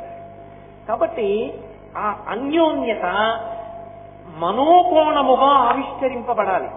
ఈ దాంపత్యము సిద్ధించడం కొరకే సుముహూర్తం వరకు ఒకరి కన్నులలోకి ఒకరిని చూడనివ్వరు. సుముహూర్తం అంటే జీలకర్ర బెల్లం పెట్టడం కాదు, ఒకరి కళ్ళల్లోకి ఒకళ్ళు చూసుకోవడం. అందుకే ముహూర్తం చూడడాన్ని చెప్పింది కరణి దించి, తప్ప జీలకర్ర బెల్లం పెట్టడం ముహూర్తం కాదు. అది వేరు కారణానికి పెడతారు. ఇప్పుడు అవన్నీ నేను ఎందుకు చెప్పడం, ఇప్పుడు వివాహకాండ గురించి నా ప్రసంగం కాదు. కాబట్టి గృహస్థాశ్రమమునందు అన్యోన్యత ప్రధానం. అది ఉన్నంతసేపు యువతల వారి యొక్క బలహీనతలు ఎన్నున్నాయో ఆ బలహీనతలన్నీ తను రక్షించడానికి కారణములుగా ప్రేమ చేత కప్పబడిపోతాయి భర్త దగ్గర. అది అమాయకురాలండి పాపం, ఇప్పటికీ దానికి గడుసుతనం లేదు. ఎక్కడ ఏం చెప్పాలో ఏం చెప్పకూడదో దానికి తెలియదు. కాబట్టి భర్త కంటి పిల్లకి చెప్పుకున్నట్టు ఇంట్లోంచి బయలుదేరే ముందు వాళ్ళు చాలా తెలివైన వాళ్ళు ఇలా అడుగుతారు, నువ్వు తొందరపడి ఏం చెప్పకే, ఏమో మా ఆయనే తెలిసాను నేను సర్దుకుంటానంటే. ఏది బలహీనతో దాన్ని బయట చెప్పడం, తను కప్పుకుంటాడు. కారణం అన్యోన్యత. ఆయనకి తెల్లవారి నిద్ర లేవగానే ఓ కప్పు కాఫీ తాగాలి. ఏదో పై ఊరు వెళ్ళారు, నిద్ర లేచి మొహం గడుపుకుని కాఫీ తాగే మనిషి అని అనుకోరు వాళ్ళు. కాబట్టి వాళ్ళు కాఫీ ఇవ్వరు. ఈవిడ ఏం చేస్తుందంటే, నేను కాఫీ తాగకపోతే ఉండలేనని కాఫీ తయారు చేసుకుని పైటి సాట పెట్టి లోపలికి తెచ్చి కాఫీ తాగేయండి ఇచ్చేస్తుంది. ఆయన బలహీనతను ఆవిడ కప్పేసింది. అంటే అవతల వారి బలహీనతని బయట చెప్పడం కాదు, తమ ప్రేమ చేత కప్పేస్తారు. ఈ కప్పేయడం ఉందే దీన్ని అన్యోన్యత. అది అన్యోన్యతగా సిద్ధిస్తుంది దాంపత్యంలో. ఇది ఎప్పుడు ఒండరుల మీద అంత ప్రేమ కలిగింది. ఈ ప్రేమ కలగలేదనుకోండి, ఎప్పుడూ అసహ్యంగా పుట్టింటికొచ్చి ఆడపిల్ల భర్త మీద చెప్పడం, ఆ పిల్లవాడి తల్లిదండ్రులు నా కోడలన్న భావన లేకుండా ఎప్పుడూ పరాయి పిల్ల కిందే కోడల్ని చూస్తూ ఉండడం, ఇక వాళ్ళిద్దరికీ పెళ్లి చేసి ఏమిటి పొందినటువంటి సౌభాగ్యం ఏమీ లేదు. వాళ్ళిద్దరూ దంపతులుగా జీవించట్లేదు. అన్యోన్యత అవసరం అవుతుంది గృహస్థాశ్రమంలో. అన్యోన్యతకి తోడుగా, అందుకే వివాహకాండలో ఈ మంత్రం చెప్తారు, ఆకర్షణ ఉండాలి. ఆకర్షణ ఎందుకు అని మీరు అంటారేమో, ఆకర్షణ లేకపోతే ప్రహృష్టత కలగదు. మనస్సునందు సంతోషము ఉద్భుతము కాదు. సృష్టి యందు ఒక లక్షణం ఉంటుంది. సృష్టి ఎప్పుడు జరిగినా ఆనందంతో సంతోషంతో జరగాలి తప్ప ఏడుస్తూ సృష్టి జరగకూడదు. లయం బాధాకరంగా ఉంటుంది. ఎప్పుడైనా శరీరాన్ని విడిచిపెట్టినప్పుడు ఇక్కడ ఉన్న పిండాండాన్ని బ్రహ్మాండంతో కలిపేటటువంటి ప్రక్రియలో కొంత శోకం ఉంటుంది. కానీ సృష్టి యందు ఎప్పుడూ శోకం ఉండకూడదు. సృష్టి ఆనందముతో కూడుకున్నదై సంతోషముతో కూడుకున్నదై ఉంటుంది. అలా ఉండకపోతే ఆరోగ్యవంతమైన శిశువు జన్మించడు. అందుకే రామాయణంలో గంగావతరణంలో ఒక మాట చెప్తారు. అగ్నిహోత్రుడు వెళ్లి తేజస్సుని గంగాదేవి యందు ప్రవేశపెట్టేటప్పుడు ఒక మాట చెప్తాడు, నువ్వు ప్రహృష్టవదనవై పరమ సంతోషంతో నా యందు అనురక్తవై ఈ శివ తేజస్సుని పుచ్చుకో, నేను నీ యందు ప్రవేశపెడతానంటాడు. అలా పుచ్చుకుంటే తప్ప తేజోమూర్తి అయిన సుబ్రహ్మణ్యుడు జన్మించడు. దాంపత్యమునందు ఆకర్షణకి వివాహకాండలో చెప్పే మంత్రం యొక్క పరమార్థం ఏమిటో శ్రీరామాయణంలో వాల్మీకి మహర్షి అక్కడ నిరూపణం చేసి చూపించారు. అంత అవసరం ఆకర్షణ.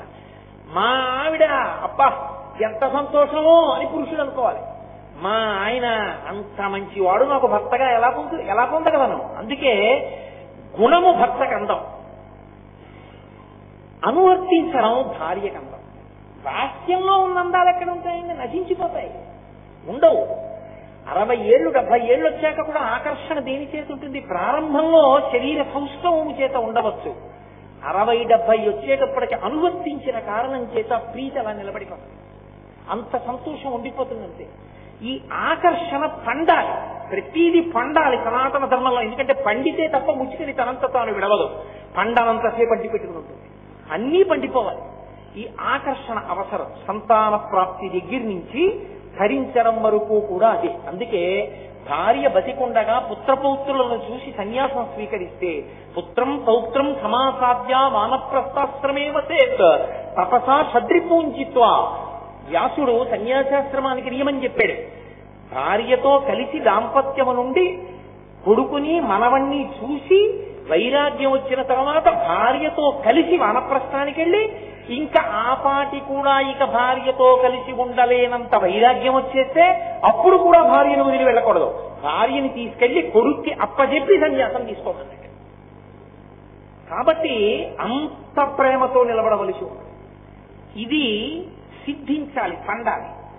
ఇది పండకపోతే ఆ గృహస్థాశ్రమానికి అర్థం లేదు, జీవితమూ పండదు, అథవా అసలు సంసారము పండదు. బతికున్నంత కాలము దుఃఖము, శరీరము పడిపోయిన తరువాత కూడా పొందవలసినటువంటి స్థాయిని పొందలేడు.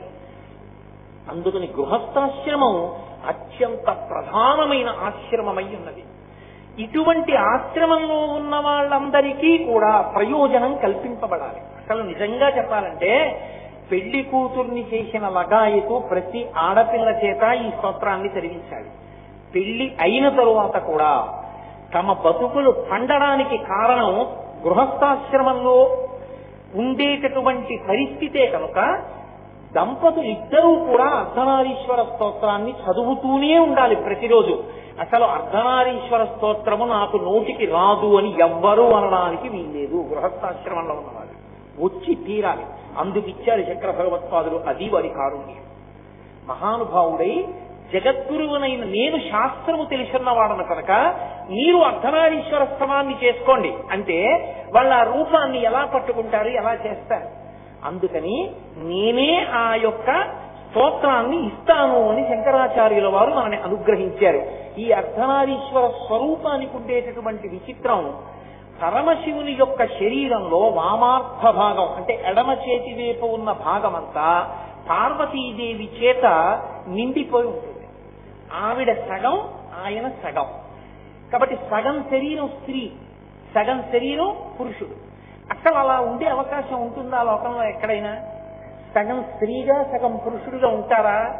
అంటే భగవద్విషయమునందు లీలాస్వరూపములు అని ఉంటాయి. లీలారూపములు అంటే అర్థం ఏంటంటే ఎవరినో అనుగ్రహించడానికి ఈశ్వరుడు అటువంటి రూపమును పొందాడు. ఆయనకు ఆ అవకాశం ఉంది. నువ్వు చెయ్యలేవు కాబట్టి అది సాధ్యం కాదని ఎప్పుడూ అనకూడదు లోకంలో. నేను ఎందుకు ఈ మాట అంటున్నాను అంటే చంద్రశేఖర భారతీ స్వామి వారిని శృంగగిరి పీఠానికి ఆధిపత్యం వహించారు. వారు శివలింగార్చన చేస్తూ చంద్రమౌళీశ్వరారాధన చేస్తూ ఓం నిధనపతయే నమః, ఓం నిధనపతాంతికాయ నమః అంటూ పువ్వులేస్తూ అలాగే సమాధిలోకి వెళ్ళిపోయారు. వెళ్ళిపోయి అలా ఉండిపోతే కడవతో తెచ్చేయనికి నీళ్లు పోసేసి పంచె విప్పేసి పంచె కట్టేసేవారు. ఆయన 2-3 రోజులు ఇలా పువ్వు పట్టుకున్న భంగిమలోనే సమాధిలో ఉండిపోయేవారు. నీకు అలా భక్తితో నిలబడడం చేత కాదు కనుక ఆ చంద్రశేఖర భారతీ స్వామి వారు సమాధిలోకి వెళ్ళడం తప్పని నువ్వు అనకూడదు. నీవు కంటితో చూడని ఎన్నో లోకంలో సత్యాలున్నాయి. భూమి తిరుగుతోంది, నీకు కనపడిందా తిరగడం? భూమి తిరుగుతోందని నువ్వు ఒప్పుకుంటున్నావా, ఒప్పుకోవట్లేదా? సూర్యోదయ సూర్యాస్తమయాలంటున్నావు, సూర్యుడు ఉదయించలేదు అస్తమించలేదు. భూమి అతని సూర్యునికి అందకుండా సూర్య ఛాయ పడకుండా వెనక్కిడితే చీకటి పడింది.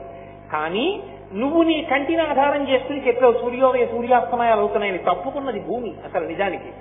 నీ కంటికి కనపడినవన్నీ సత్యాలని, నీ అనుభవంలోకి రాని అసత్యాలని నువ్వు ఎలా అనగలవు? అందుకని పరమశివుడు అలా శరీరంలో అర్ధభాగాన్ని పార్వతీదేవికి ఇవ్వగలిగాడు అంటే అలా ఎలా ఉంటుందండి నువ్వు అనకూడదు.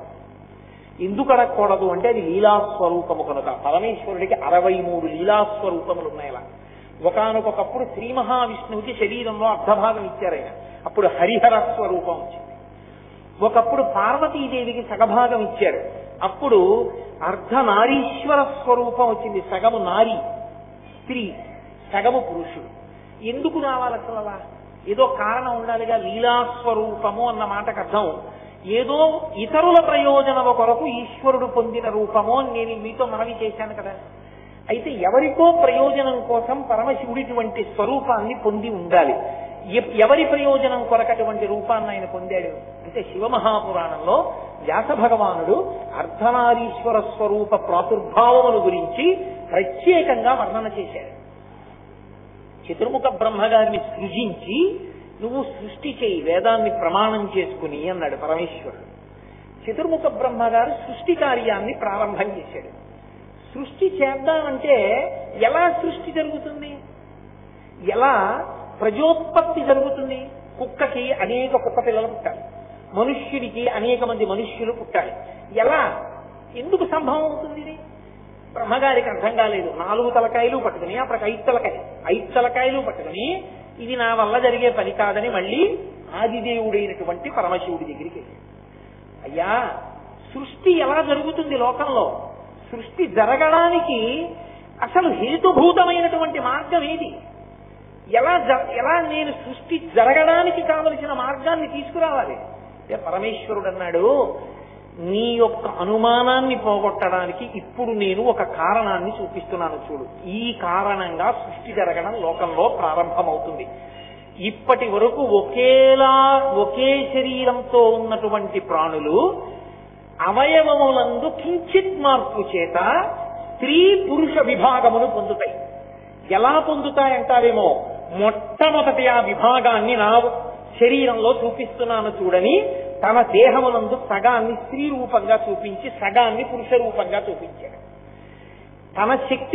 తన శక్తినే అమ్మవారు అని పిలుస్తాం మనం. పరమేశ్వర శక్తికి శాస్త్రంలో అమ్మవారిని పేరు. ఆదిశక్తి, పరదేవత, పరాశక్తి అంటుంటాం. ఇప్పుడు ఆమెయే అమ్మవారే అంటే ఆయన శక్తియే ఆయన అర్ధాంగిగా సగంగా మారిపోయి స్త్రీ స్వరూపాన్ని పొందింది. మిగిలినది పురుష స్వరూపమైంది. ఇప్పుడు వీరిద్దరికీ ఒండురులకు మొదటి ఆకర్షణ కలిగింది. అప్పటికి మన్మధుడు లేడు. అదే పరమశివుడు పార్వతీదేవితో చెప్తాడు, మన్మధుడు బాణం ఇస్తే ఎందుకు కాల్చానో తెలుసా పార్వతి? నేనేదో కోపంతో కాల్చలేదు. మనిద్దరి మధ్య ఉండేటటువంటి ఆకర్షణ లోక ప్రయోజనము కొరకు ఆకర్షణ. అటువంటి ఆకర్షణతో మొదట ఉన్న మనిద్దరి మీద మళ్లీ ఆకర్షణ కొరకు బాణం వేయడం అనేటటువంటిది హద్దు మీరడం మన్మధుడు. ఆయన అధికారం ఏపాటిది నా మీద బాణం వేయడానికి? అందుకు కాల్చాను, మార్గం తప్పాడు కాబట్టి అన్నాడు. కాబట్టి మన్మధుడు కారణం కాదు వారిద్దరి ఆకర్షణకి. అలా ఆకర్షణ దేనికి కలిగింది అంటే బ్రహ్మగారి కోరిక తీర్చి లోకంలో సృష్టి జరగాలి. సృష్టి ఎందుకు జరగాలండి అని మీరు నన్ను అడగచ్చు. శరీరం ఉంటే కదా, శరీరం ఉంది కాబట్టి దానికి ఓ మోకాలు ఉంది కాబట్టి ఆ మోకాలుకో నొప్పి ఉంది కాబట్టి ఆ నొప్పి వలన నేను చేసుకున్న పాపం పూర్వం. ఈ శరీరం ఉంది కాబట్టి దీనితో పరమేశ్వరుడి గురించి 4 మాటలు చెప్పుకుని ఒక ధన్యతని పొందుతున్నారు. ఇది లేకపోతే పాపాన్ని పోగొట్టుకోవడం, పుణ్యాన్ని సంపాదించుకోవడం, పుణ్యకర్మ వలన జ్ఞానాన్ని పొందడం, జ్ఞానం వలన మోక్షాన్ని పొందడం ఎలా సాధ్యం? పైగా ఇది లేకపోతే పితృరుణం ఎలా తీసుకుంటావు, దేవరుణం ఎలా తీసుకుంటావు, ఋషురుణం ఎలా తీసుకుంటావు, ఏది పెట్టి వింటావు శాస్త్రాన్ని? కాబట్టి శరీరం ఇవ్వాలి. శరీరం ఇచ్చి సృష్టి చేస్తే తప్ప ఇవన్నీ జరగవు. కాబట్టి సృష్టి చెయ్యాలి. ఈ సృష్టి జరగాలి అంటే మొట్టమొదట స్త్రీ స్వరూపాన్ని పరమేశ్వరుడు సృజించి ఆకర్షణతో ప్రహృష్టవదనుడై ఆమె వంక చూశాడు. ఆయన ఆకర్షణ లౌకికమైనటువంటి భోగము కొరకు కూడుకున్నటువంటి కామముతో కూడుకున్నది కాదు, బ్రహ్మగారి కోరిక తీర్చాలనేటటువంటి సంతోషం. ఆ సంతోషంతో ఆయన ఆవిడ వంక చూశాడు. ఇప్పుడు ఆయనకి బ్రహ్మగారి కోరిక మేరకి బోలెడంత మంది ప్రాణులు కలగాలి. ఈ కామము కోరిక కలిగింది. ఈశ్వరుని యందు కోరిక పుట్టినప్పుడు ఆయన కామేశ్వరుడు అయ్యాడు. అది మహాకామేశ్వర స్వరూపం. ఇప్పుడు ఆవిడ మహాకామేశ్వరి. ఇప్పుడు వాళ్ళిద్దరూ లోకానికి తల్లిదండ్రులు. ఆయన ఆమె వంక చూసినప్పుడు ఆమె శివకామ సుందరి, ఆయనకి ఇల్లాలు. ఆమెకి భర్త ఆయన, వాళ్ళిద్దరూ కలిపి మనకి తల్లిదండ్రులు. అందుకే శంకరాచార్యులు వారు శివానంద లహరి చేస్తూ అసలు ఈ లోకానికి మొట్టమొదట కుటుంబం ఏది అని అడిగారు. కుటుంబం అంటే తల్లిదండ్రులు ఉంటే కదండి కుటుంబం. అసలు మొట్టమొదటి తల్లిదండ్రులు ఎవరు, ఎవరు కుటుంబం ఎక్కడ మొదలైందని అడిగి ఆయన శ్లోకం చేశారు. నిత్యాయ త్రిగుణాత్మనే పురజితే కాత్యాయ నీశ్రేయసే సత్యాయ కుటుంబినే మునిమన ప్రత్యక్ష చిన్మూర్తయే అన్నారు. ఆది కుటుంబినే, మొట్టమొదటి కుటుంబం లోకంలో ఎవరిది అంటే మహానుభావుడు పరమశివుడిది. అందుకే మొట్టమొదట లోకంలో పుట్టిన కొడుకు ఎవరు అంటే విఘ్నేశ్వరుడు. అందుకు కదా పిళ్ళయార్ పిళ్ళయార్ అంటారు. పిళ్ళయార్ అంటే పెద్ద కొడుకు, పెద్ద కొడుకు అని అర్థం. పెద్ద కొడుకు ఆయన ఎందుకు అయ్యాడు? మా ఇంట్లో పెద్ద కొడుకు నేను కాదు కాదు మనందరం కలిపి పార్వతీ పరమేశ్వరుల బిడ్డలమైతే మొట్టమొదట పుట్టిన పెద్ద కొడుకు ఆయనే. అందుకే పిళ్ళయార్ దేవాలయం. ఇప్పుడు నేను ఈ ఊళ్ళోకి రాగానే నన్ను పిళ్ళయార్ దేవాలయానికి తీసుకెళ్లారు. పిళ్ళయార్ అన్నది ద్రవిడ భాషకి సంబంధించిన మాట. పిళ్ళయార్ అంటే పెద్ద కొడుకు, పెద్ద కొడుకుని మురుగన్ మురుగన్ అంటారు. విష్ణు అన్నారట మురుగన్ మరుమగన్ అన్నాడు. మురుగన్ అంటే మేనల్లుడు, విష్ణువు యొక్క మేనల్లుడు. విష్ణువు చెల్లెలు నారాయణి పార్వతీదేవి, పార్వతీదేవి కొడుకు కనుక విష్ణువుకి మేనల్లుడు కనుక మురుగన్. మురుగన్ మరుమగన్, ఇంత అందమైన మేనల్లుడు నాకు అల్లుడు అయితే బాగుండని వల్లీదేవిని ఇచ్చి పెళ్లి చేశాడు. అందుకని మురుగన్ మరుమగన్ అంటారు ద్రవిడ దేశంలో. కాబట్టి పిళ్ళయార్ అంటే పెద్ద కొడుకు. కాబట్టి ఎవరిది మొదటి కుటుంబం? కుమరన్, కుమారుడు అంటుంటారు. కుమారుడు రెండో కొడుకు. సుబ్రహ్మణ్యుడు అది మొదటి కుటుంబం. ఆది కుటుంబినే అక్కడ మొదలైంది. మొదటి కుటుంబం వాళ్ళదైతే ఆ తర్వాత వచ్చిన పిల్లలందరం మనం. ఇప్పుడు తల్లిదండ్రులు ఎవరు ఈ లోకానికి అంతటికి? వాళ్ళిద్దరే. అందుకే కాళిదాస మహాకవి వ్యాసహృదయాన్ని పట్టుకుని వాగర్ధ వివసంపృప్తౌ వాగర్ధ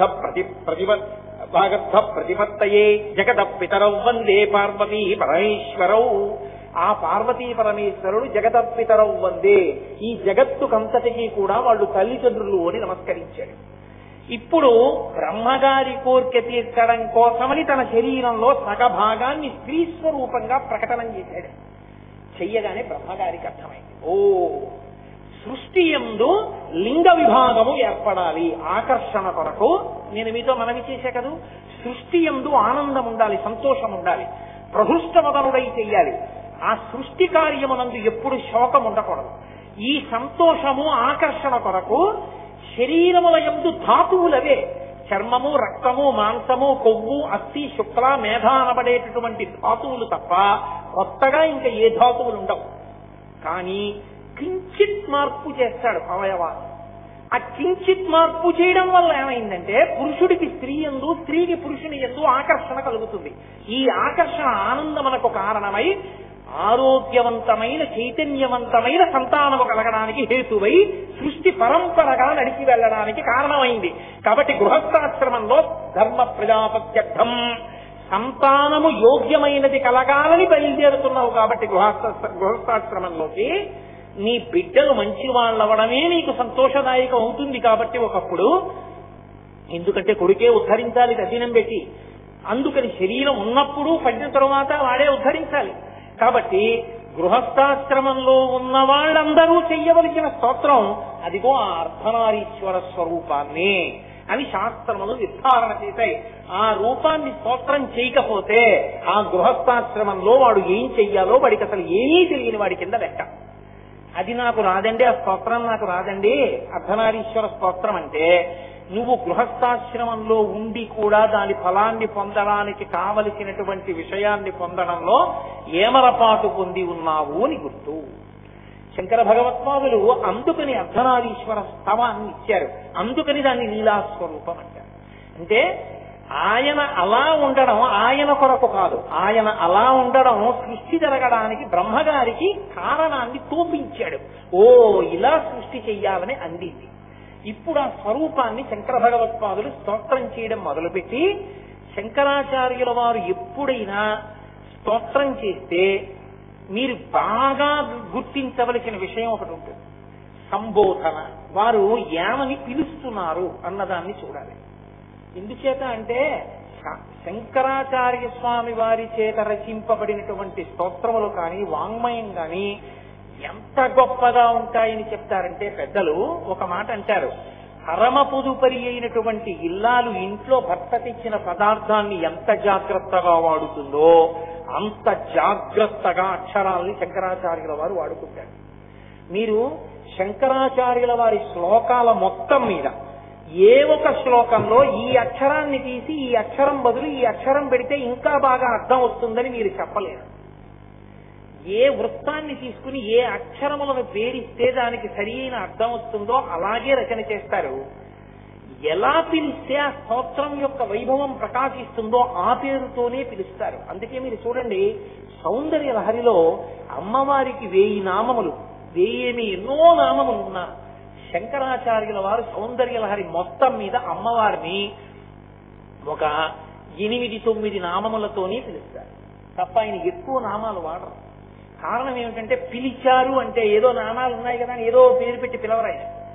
అర్ధనారీశ్వర స్తోత్రం అంతా కూడా నా నమస్కారం ఎవరికి అన్న చోట ప్రతి శ్లోకానికి 4వ పాదాన్ని మకుటంగా తీసుకుని అసమానం ఆయన ఏమన్నారంటే ప్రతి 4వ పాదంలోనూ కూడా నమశివాయై చ నమశివాయ, అదే ఆ స్తోత్రంలో నమశివాయై చ నమశివాయ. శివా అంటే అమ్మవారు, శివ అంటే శివుడు. వాళ్ళిద్దరూ ఎంత ఒదిగిపోయారంటే, ఎంత అన్యోన్యతంటే వాళ్ళ దాంపత్యంలో ఒదిగిపోవడం కాదు, వాళ్ళ పేర్లు కూడా అంత ఒదిగిపోతాయి. అర్ధనారీశ్వర స్థలం అన్యోన్యత గురించి చెప్పినప్పుడు అమ్మవారి పేరు ఏ విశాలాక్షో చెప్పి పరమేశ్వరుడి పేరు త్రయంబకుడో చెప్పారనుకోండి, 2 పేర్లు ఎలా కలుస్తాయి? కలవు. త్రయంబకుడు ఆయన పేరు, విశాలాక్షి ఆవిడ పేరే అయి ఉండొచ్చు, కానీ పేర్లు ఒదిగిపోయాయా? ఒదగవు. కానీ నమశివాయై చ నమశివాయ, ఓ శివ నీకు నమస్కారం, ఓ శివా నీకు నమస్కారం. శివా అంటే పార్వతీదేవి, అమ్మా అయ్యా నీకు నమస్కారం. ఇది చెప్పడానికి ఆయన 2 ఒకేలా ధ్వనించేటటువంటి శబ్దములను తీసుకున్నారు. అంటే పేర్లలో కూడా అంత ఒదిగిపోయినటువంటి అన్యోన్యత వారిది. అందుకే అన్యోన్యత అన్న మాటకు వచ్చేటప్పటికీ పరిణతి కలిగిన వాడు ఎప్పుడైనా దంపతుల మధ్యలోంచి వెళ్ళకు అంటే అర్థం ఏంటో తెలుసా? ఒకసారి పెళ్ళైపోయి వచ్చి మీకు నమస్కారం పెట్టారనుకోండి, ఏంటంటే అటువంటి ఆయనకి ఈ అమ్మాయి ఏంటండి అని కానీ, ఇంత అంతగత్తే అతనేంటండి అని కానీ అనకూడదు. దంపతుల గురించి మాట్లాడితే ఎప్పుడూ ఏం చెప్పాలంటే ఉండరులు ఒకరికొకరు తగినవారు అన్నారు. అందుకే శంకరాచార్యులు వారు శివానంద లహరి చేస్తే కళాభ్యాం చూడాలంకృత చితి కళాభ్యాం నిజ తపఫలాభ్యాం, ఎవరికన్నా ఎవరెక్కువ అనలేదే, ఒకరి తపస్సుకు ఒకరు ఫలమైన వారు అంటే. ఆయన తపస్సు అండి ఆవిడ భార్య అయింది, ఆవిడ తపస్సు అండి ఆయన భర్త అయ్యాడు, ఎవరి తపస్సు ఎక్కువ అది చెప్పడం కష్టం అంతే. దంపతులు అంటే నువ్వు మధ్యలోకి వెళ్ళకూడదు, నువ్వు తీర్పు చెప్పకూడదు, ఎవరికన్నా ఎవరు గొప్పవాళ్ళు, ఇద్దరూ సమానమే. అందుకే ఆ తగులంగట్టిన బ్రహ్మ నెప్పరి కదా దప్పాహ తారాతి అయ్యట్టు పోతన గారు కూడా మహానుభావుడు రుక్మిణి కృష్ణుల యొక్క దాంపత్యం గురించి చెప్పవలసి వస్తే ఇద్దరు ఒకరికొకరు తగినవారు అన్నారు తప్ప ఆయనకన్నా ఆవిడెక్కువ ఆవిడకన్నా ఆయన ఎక్కువ అని ఎక్కడ ప్రయోగం చేయలేదు. నమశివాయైత నమశివాయ, వాళ్ళిద్దరూ పేర్లలో కూడా అంత ఒదిగిన వారు. అది బాగుందండి. వారు ఒదిగిపోయారు. వారు ఒదిగిపోతే అలా నమస్కారం చేస్తే మనకేమిటి వస్తుంది? వాళ్ళిద్దరూ శివా శివ. దానికి అర్థం ఏమిటో తెలుసా? మంగళం, భద్రం, శుభం, శోభనం, శాంతి, క్షేమం, యోగం, కళ్యాణం, ఇవన్నీ శివ అన్న మాటకి అర్థాలు. అమరకోశం చూడండి ఎన్ని అర్థాలు చెప్పిందో, ఎన్ని అర్థాలు చెప్తుందో శివనామానికి. అందుకే శివ అన్న ఒక్క మాట ఉన్నదే అది సర్వమంగళములకు కారణమయ్యింది. కవి పుష్పంబగు అగ్ని మంచగు ఆకూపారం భూమిస్థలంబగు శత్రుండతిమిత్రుడవు విషము దివ్యాహారమౌ నిన్నగా అవనీమండలి లోపలం శివ శిభిచ్చాభాషణోల్లాసకిన్ శివ నీ నామము సర్వవస్యకరమౌ శ్రీకాళహస్తీశ్వర అంటాడు దుర్జటి. ఆ శివనామం అంత గొప్పది.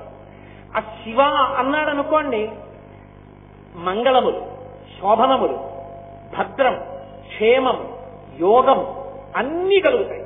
శివనామము ఇవ్వలేనిది లోకంలో లేదు. అంత గొప్ప నామము శివనామము. అటువంటి శివనామమును శివ శివా అన్నారనుకోండి, ఇద్దరినీ కలిపి చెప్తే అన్ని సుఖములకు ఆలంబనం ఎక్కడుందంటే దంపతుల మధ్య అన్యోన్యతలో ఉంది ఆ సంతోషం. ఏ ఉన్నాయని కాదు, ఏమి లేవని కాదు. విశ్వనాథ సత్యనారాయణ గారి 1000 పడగల్లో ఒక మరచెంబు రడ్డు పెట్టి దాంపత్యాన్ని చూపించారు.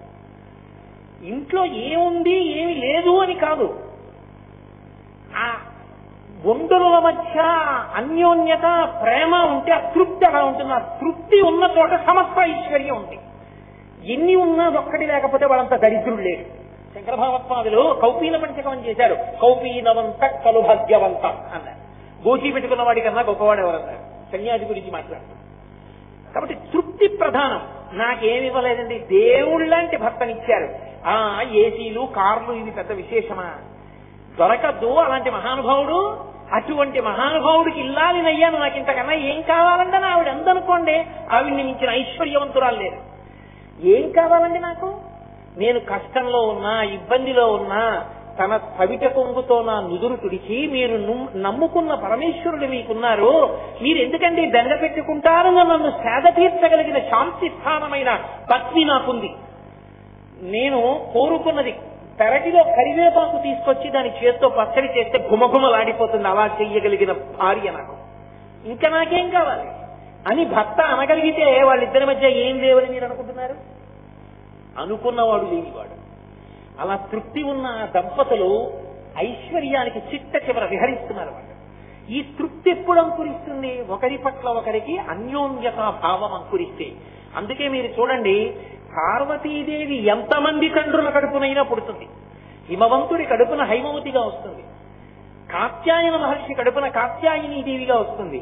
దక్ష ప్రజాపతి కడుపున దాక్షాయణిగా వస్తుంది. కానీ భర్త మాత్రం ఎప్పుడూ పరమేశ్వరుడు. నీకేం తెలుసురా ఆయన వైభవం ఉంటుంది. తండ్రి నిన్నా సరే ఆయన జోలికెళ్ళి భర్త మీద అంత ప్రీతి ఆవిడికి. అది ఆవిడ పాతివ్రత్యం. అందుకే ఆవిడ స్వాధీన వల్లభ. స్వాధీన వల్లభ అంటే భర్తని వశం చేసుకుందని కాదు, ఆవిడ ఎంత అనుగమిస్తుందంటే భర్తని, ఆవిడికి చెప్పకుండా పరమశివుడు ఎవ్వరికీ ఏమీ చెయ్యలేడు. దాంతో మాట చేసి చేద్దాం అంటాడు. ఎందుకు ఆవిడేం వద్దందో, కానీ ఆవిడకి చెప్పకుండా చేయలేడు. అయ్యో అంత అన్యోన్యమైంది. ఏమండి వాళ్ళు చెప్పారు, మీరు అది చేశారా, పోలేని మంచి పని చేశారు అంతనుకోండి, అయ్యయ్యో దీనికి చెప్పలేదే పాపం, చెప్తే పిచ్చిది ఎంత పొంగిపోతుంది. ఏమన్నా వాళ్ళు ఉపనయనం చేసుకుంటారట, 116 ఇచ్చానే అంటే ఎంత మంచి పని చేశారండి. దాంతో పాటు నా దగ్గర 2 మీవి కొత్త పంచలు 2 దాచాను, ఎవరైనా పెద్దలు వస్తే పెడదాను, అవి కూడా ఇవ్వండి అని ఇచ్చే మనిషి దీనికి చెప్పలేదు ముందు అని భర్త బాధపడ్డాడు అనుకోండి, ఆవిడ స్వాధీన వల్లభ. అంతేగాని నేను ఇచ్చినట్టు తెలిస్తే నన్ను చంపేస్తుందేమో అని భయపడి భర్తకి భార్యకి వశుడైన వాడు స్వాధీన వల్లభ కాదు. అది ఆవిడ పాతివ్రత్యం. ఇంత అన్యోన్యత దేని వలన సిద్ధిస్తుందంటే అదిగో ఆ స్వరూపాన్ని చూసి నమశివాయైచ నమశివాయ అని అంటే గొప్ప దాంపత్య జీవిత సంబంధమైన ప్రయోజనములు పొందగలవు. అసలు నీ గృహస్థాశ్రమం పండడానికి కావలసినటువంటి అన్యోన్యత, ఆ తరువాత భోగానుభవము, తదనంతరము వైరాగ్యము, తదనంతరము జ్ఞానము, భక్తితో కూడిన కర్మాచరణము అన్నీ సిద్ధిస్తాయి. అసలు నేను మీతో ఒక మాట మనవి చెయ్యాలి అంటే, యథార్థంగా పురుషుడు గృహస్థాశ్రమంలో ఉండి ధరించాలి అంటే భార్య సహకారము లేకుండా ధరించలేడు. ఎవరో నెల్లూరు నుంచి భగవద్భక్తి తత్పరులైనటువంటి వాళ్ళు నా ఇంటికి వస్తున్నారు. గురువుగారు మిమ్మల్ని చూడడానికి వస్తున్నామండి ఆదివారం నాడు అన్నారు. నేను తప్పకుండా దేవతార్చన మా ఇంట్లో చేసి వెళ్ళండి అన్నారు. మీ ఇష్టం వచ్చినట్లు మాట ఇచ్చేస్తారు, ఎవడు చేస్తాడనుకుంటున్నారు అందనుకోండి. తను నేను ఇంకొకరిని అలా పిలవగలనా అంటే నా భార్య ఎటువంటిదని కాదు, మీ మీద పెట్టకూడదని నా మీద పెట్టుకున్నాను. తను మంచి పని చేశారు. అలాంటి వాళ్ళకి వండి పెట్టుకోవడానికి కాకపోతే గృహస్థాశ్రమంలో నేను ఉన్నది ఎందుకు, నా చేత్తో నేను వండుకుని వడ్డించుకుంటానని అందనుకోండి. నేను సంతోషంగా రేపు ఇంకో ఇద్దరిని ఎవరినైనా అనుష్ఠాన తత్పరుల్ని ఇంటికి పిలవగలుగుతాను. ఏమే యజ్ఞం చేస్తున్నారట, మీరేం ఇవ్వక్కర్లేదు, వచ్చి కోసిన పూర్ణాహుతి చేయండి అంటున్నారు. ఓన్లే మనకున్నది మొన్న ఎవరో మోదుగ పుల్లలు తెచ్చి ఇచ్చారుగా, ఆ మోదుగ పుల్లల కట్టోటి పట్టుకుని ఓ డజన్ అరటిపడి గురుకులు పెడదాం. ఎవరో తెచ్చిన ఆవు నెయ్యి ఉందిగా అంటే, సరే ఆవు నెయ్యే కాదు మీకు మాట చెప్పనా, మీరు వద్దనద్దు అని భార్య. మొన్న మీరు చిత్తూరులో ఉపన్యాసాలు చెప్పినప్పుడు వాళ్ళు కంచి నుంచి తెచ్చిన ఒక 15,000 రూపాయల పట్టు చీర ఇచ్చారు. ఆ పట్టు చీర ఇచ్చేస్తాను, అందులో పూర్ణాహుతి చేయించండి. మీ భార్యనైనందుకు నా అదృష్టం, మీ పక్కన నిలబడి ఇద్దరం కలిసి పూర్ణాహుతి చేద్దామని అందనుకోండి, నేను సంతోషంగా పూర్ణాహుతికి వెళ్ళగలను. ఎందుకు వచ్చిన దరిద్రం మనకి ఎందుకంటారు ఇవన్నీ అందనుకోండి, నేనేం చేయగలుగుతాను? కాకపోతే ఒక్కటి మాత్రం వస్తుంది, వైరాగ్యం వస్తుంది. ఏంట్రా ఈ సంసారం, అది నిలబడే వైరాగ్యం కాదు. కాబట్టి భార్య సహకారం లేకుండా పురుషుడు ధరించడు.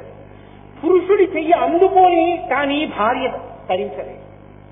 ఎందుకంటే ఆయన చెప్పనప్పుడు ఈవిడేం చేస్తుంది స్వతంత్రంగా, ఈవిడకుంది ఈ దేవుడు దయ్యం ఇవన్నీ నాకొద్దు, కావాలంటే నీకు తెచ్చిస్తాను నువ్వు వెళ్ళన్నాడు. ఆవిడ చేయగలదా పూర్ణాహుతి? కూర్చోపెడతారా ఆవిడ పూర్ణాహుతికి భర్త పక్కన లేకుండా? ఉండదు. భార్య పక్కన లేకపోయినా రవికిల బట్ట పెట్టుకుని పురుషుడు చేయొచ్చేమో, భర్త గారి పంచ బొడ్డులో పెట్టుకుని ఆరతి చేయడానికి అవకాశం లేదుగా. కాబట్టి సరి అయిన భర్త దొరకకపోతే భార్య ధరించలేదు. ఇది ఇద్దరు ధరించడానికి మార్గం అయింది. ఇప్పుడు ఈ దాంపత్యం అన్నది ఎంత ముఖ్యమై కూర్చుందో చూడండి. అసలు యథార్థంగా మాట్లాడితే పరమ భగవత్తత్పరుడైనటువంటి వ్యక్తిని కట్టుకున్న ఇల్లాలుందే, ఆమె శరీరం ఆయన శరీరం ఒకసారే వదిలిపెడితే ఆమె ఖాతాలోనే పుణ్యం ఎక్కువ ఉంటుంది. ఎందుకంటే ఈయన చేసిన దాంట్లో సగం ఆవిడికి వెళ్ళిపోతూ ఉంటుంది. ఆ పైన ఆవిడ శ్రీరామ అన్న ఆ ఫలితం ఆవిడ ఒక్కడికే పడుతుంది. అందుకే 7 తరాలు చూసి పిల్లనివ్వండి అని ఎందుకంటారు? అలా జీవుణ్ణి ఉద్ధరించేవాడు కావాలి. ఇక్కడ 4 మాటలు హోటల్కి తీసుకెళ్తే వచ్చే ప్రయోజనం ఏంటి? జీవుడు ఏమైపోయినట్టు నశించిపోలా? జీవుడు ఉద్ధరింపబడాలంటే ధర్మమునందు నిలబడే భర్త రావాలి. అలా అమ్మా మీ ఇద్దరు లోకములకు ఆదర్శ దంపతులై ఎన్నో అందించారు తల్లి. మేము కూడా అలా పండాలి. ఆ పండగలిగిన త్యాగభావన మాకు కలగాలి. నమశివాయ నమశివాయ. అందుకని శంకర భగవత్పాదులు దాన్ని బహుటంగా తీసుకున్నారు. శంకరుల వాంగ్మయం అంటే అలా ఉంటుంది, శంకరుల కవిత్వం అంటే అలా ఉంటుంది. ఒక్క మకుటాన్ని ఆయన తీసుకుంటే, ఒక సంబోధన ఆయన తీసుకుంటే అంత గాంభీర్యం. ఇక నేను నమశివాయ అంటే దాన్ని ఒక్కదాన్నే పట్టుకుంటే ఉపన్యాసం పూర్తి చేయలేను కనుక కనీసం ఒక్క శ్లోకమైనా చెప్దాం అనుకున్నాను. అలా చెప్పగలిగేటటువంటి అవకాశం కనపట్టలేదు. కనీసం నేను ప్రారంభంలో ఉన్నటువంటి మొదటి పాదాన్నైనా అనే ప్రయత్నం చేస్తాను. అందులో ఆయన అంటారు, తల్లి అమ్మవారి యొక్క అయ్యవారి యొక్క స్వరూపాన్ని లోపల ధ్యానంలో చూశారాయన. మనం ధ్యానంలో చూడలేకపోయినా పైన చూసినా చాలు. ఆయన అన్నారు, చాంపేయ గౌరార్థ శరీరకాయై, ప్రారంభం చేస్తూ కర్పూర గౌరార్థ శరీరకాయ ధమ్మిల్లకాయై చ జటాధరాయ నమశివాయై చ నమశివాయ. వాళ్ళిద్దరి రూపాన్ని చూస్తూ శంకర భగవత్పాదులు అంటున్నారు, చాంపేయ గౌరార్థ శరీరకాయై. చంపకము అంటే సంపంగి పువ్వు. సంపంగి పువ్వు ఏ రంగులో ఉంటుందో అటువంటి రంగుతో ఉన్నవో అమ్మా. కర్పూర గౌరార్థ శరీరకాయ, కర్పూరం ఎలా ఉంటుందో అంత తెల్లని శరీరము కలిగినటువంటి ఓ పరమశివ. ధమ్మిల్లకాయై చ, చక్కటి కొప్పు వేసుకున్నటువంటి ఓ అమ్మ. జటాధరాయ, జటలను జటాజూటంగా కట్టుకుని ధరించి ఉన్నటువంటి ఓ పరమశివ నమశివాయై చ నమశివాయ. ఒకటై రెండుగా కనపడుతున్న మీ ఇద్దరికి శివ శివ స్వరూపమునకు నా నమస్కారం. ఇందులో మీరు ఒక గమ్మత్తు చూడండి. ఈ శ్లోకాన్ని చూసినప్పుడు ఇద్దరిగా ఒక్కరిని చూపిస్తూ నమస్కరిస్తున్నారు. ఆ ఒక్కరే రెండుగా కనపడుతున్నారు. దంపతులలో ఉండే లక్షణం ఏంటంటే రెండు శరీరములుగా నడయాడతారు, కానీ మరొక్కరే అయి ఉంటారు. ఈయన మంగళములు ఆవిడితో, ఆవిడ మంగళములు ఈయనతో ముడిపడిపోతాయి. వారు రెండు కాదు. అందుకే కనీసం బాహ్యంలో కూడా దంపతుల మధ్యలో నడవం.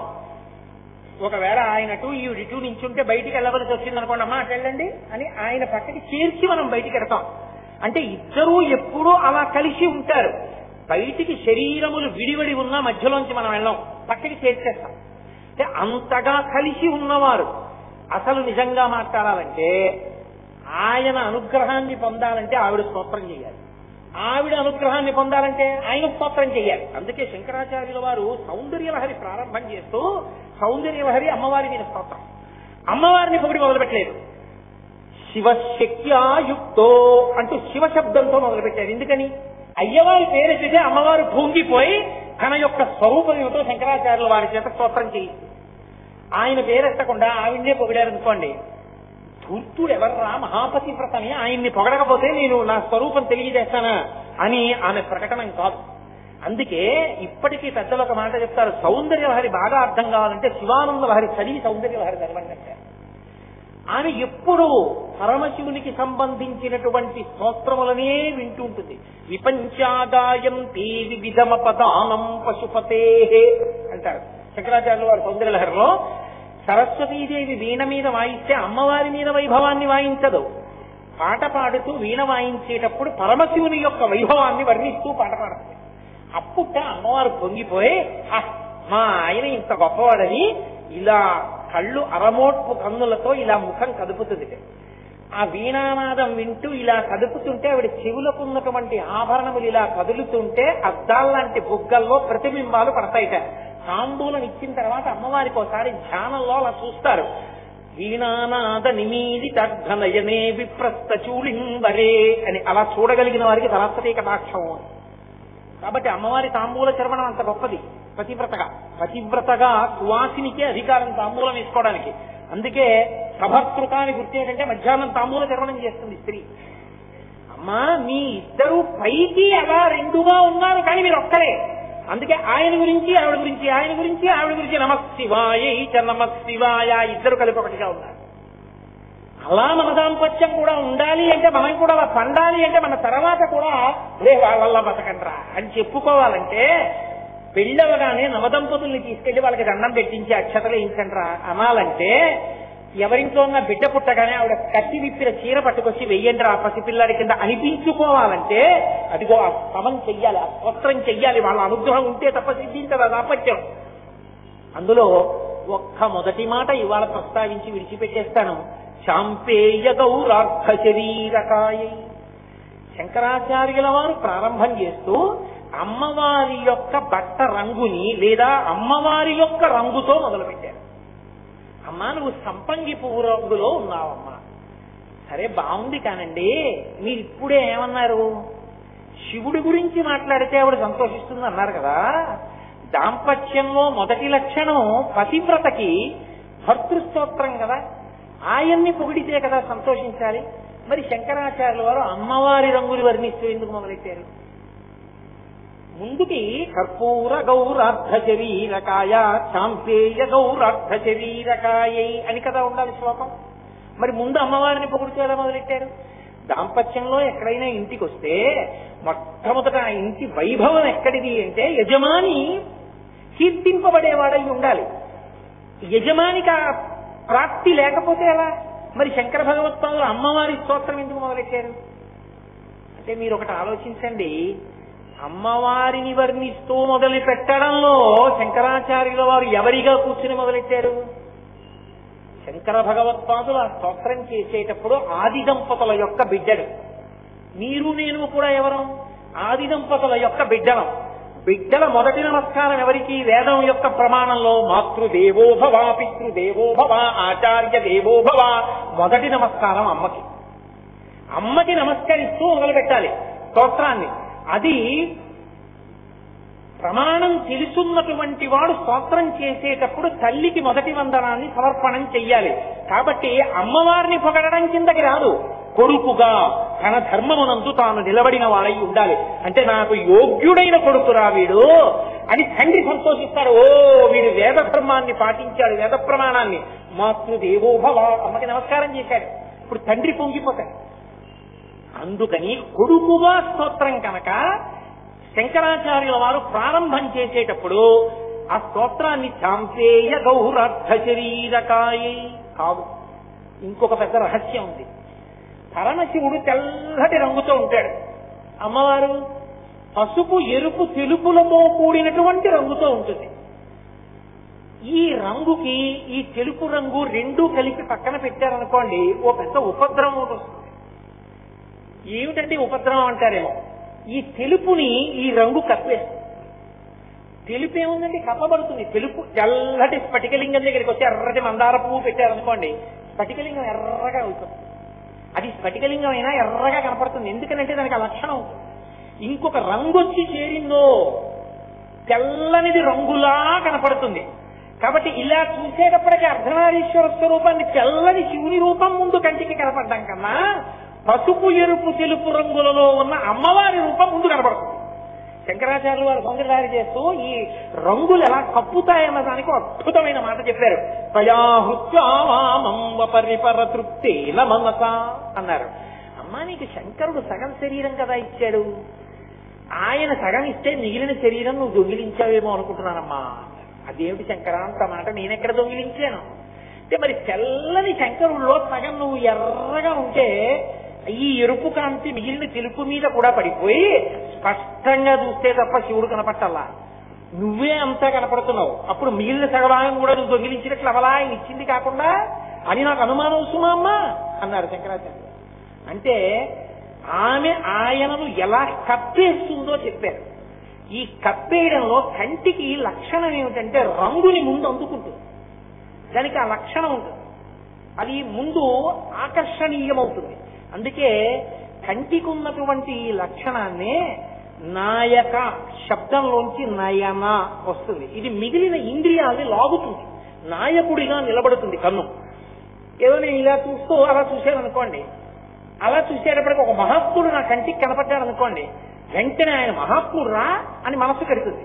మనస్సు వెంటనే రెండు చేతులు జోడించి ఇలా అంటుంది. అప్పుడు ఇలా అంటుంది. అంటే నాయక ముందు కన్ను ఎడుతుంది, వెళ్ళి మిగిలిన ఇంద్రియాలని తీసుకెడుతుంది.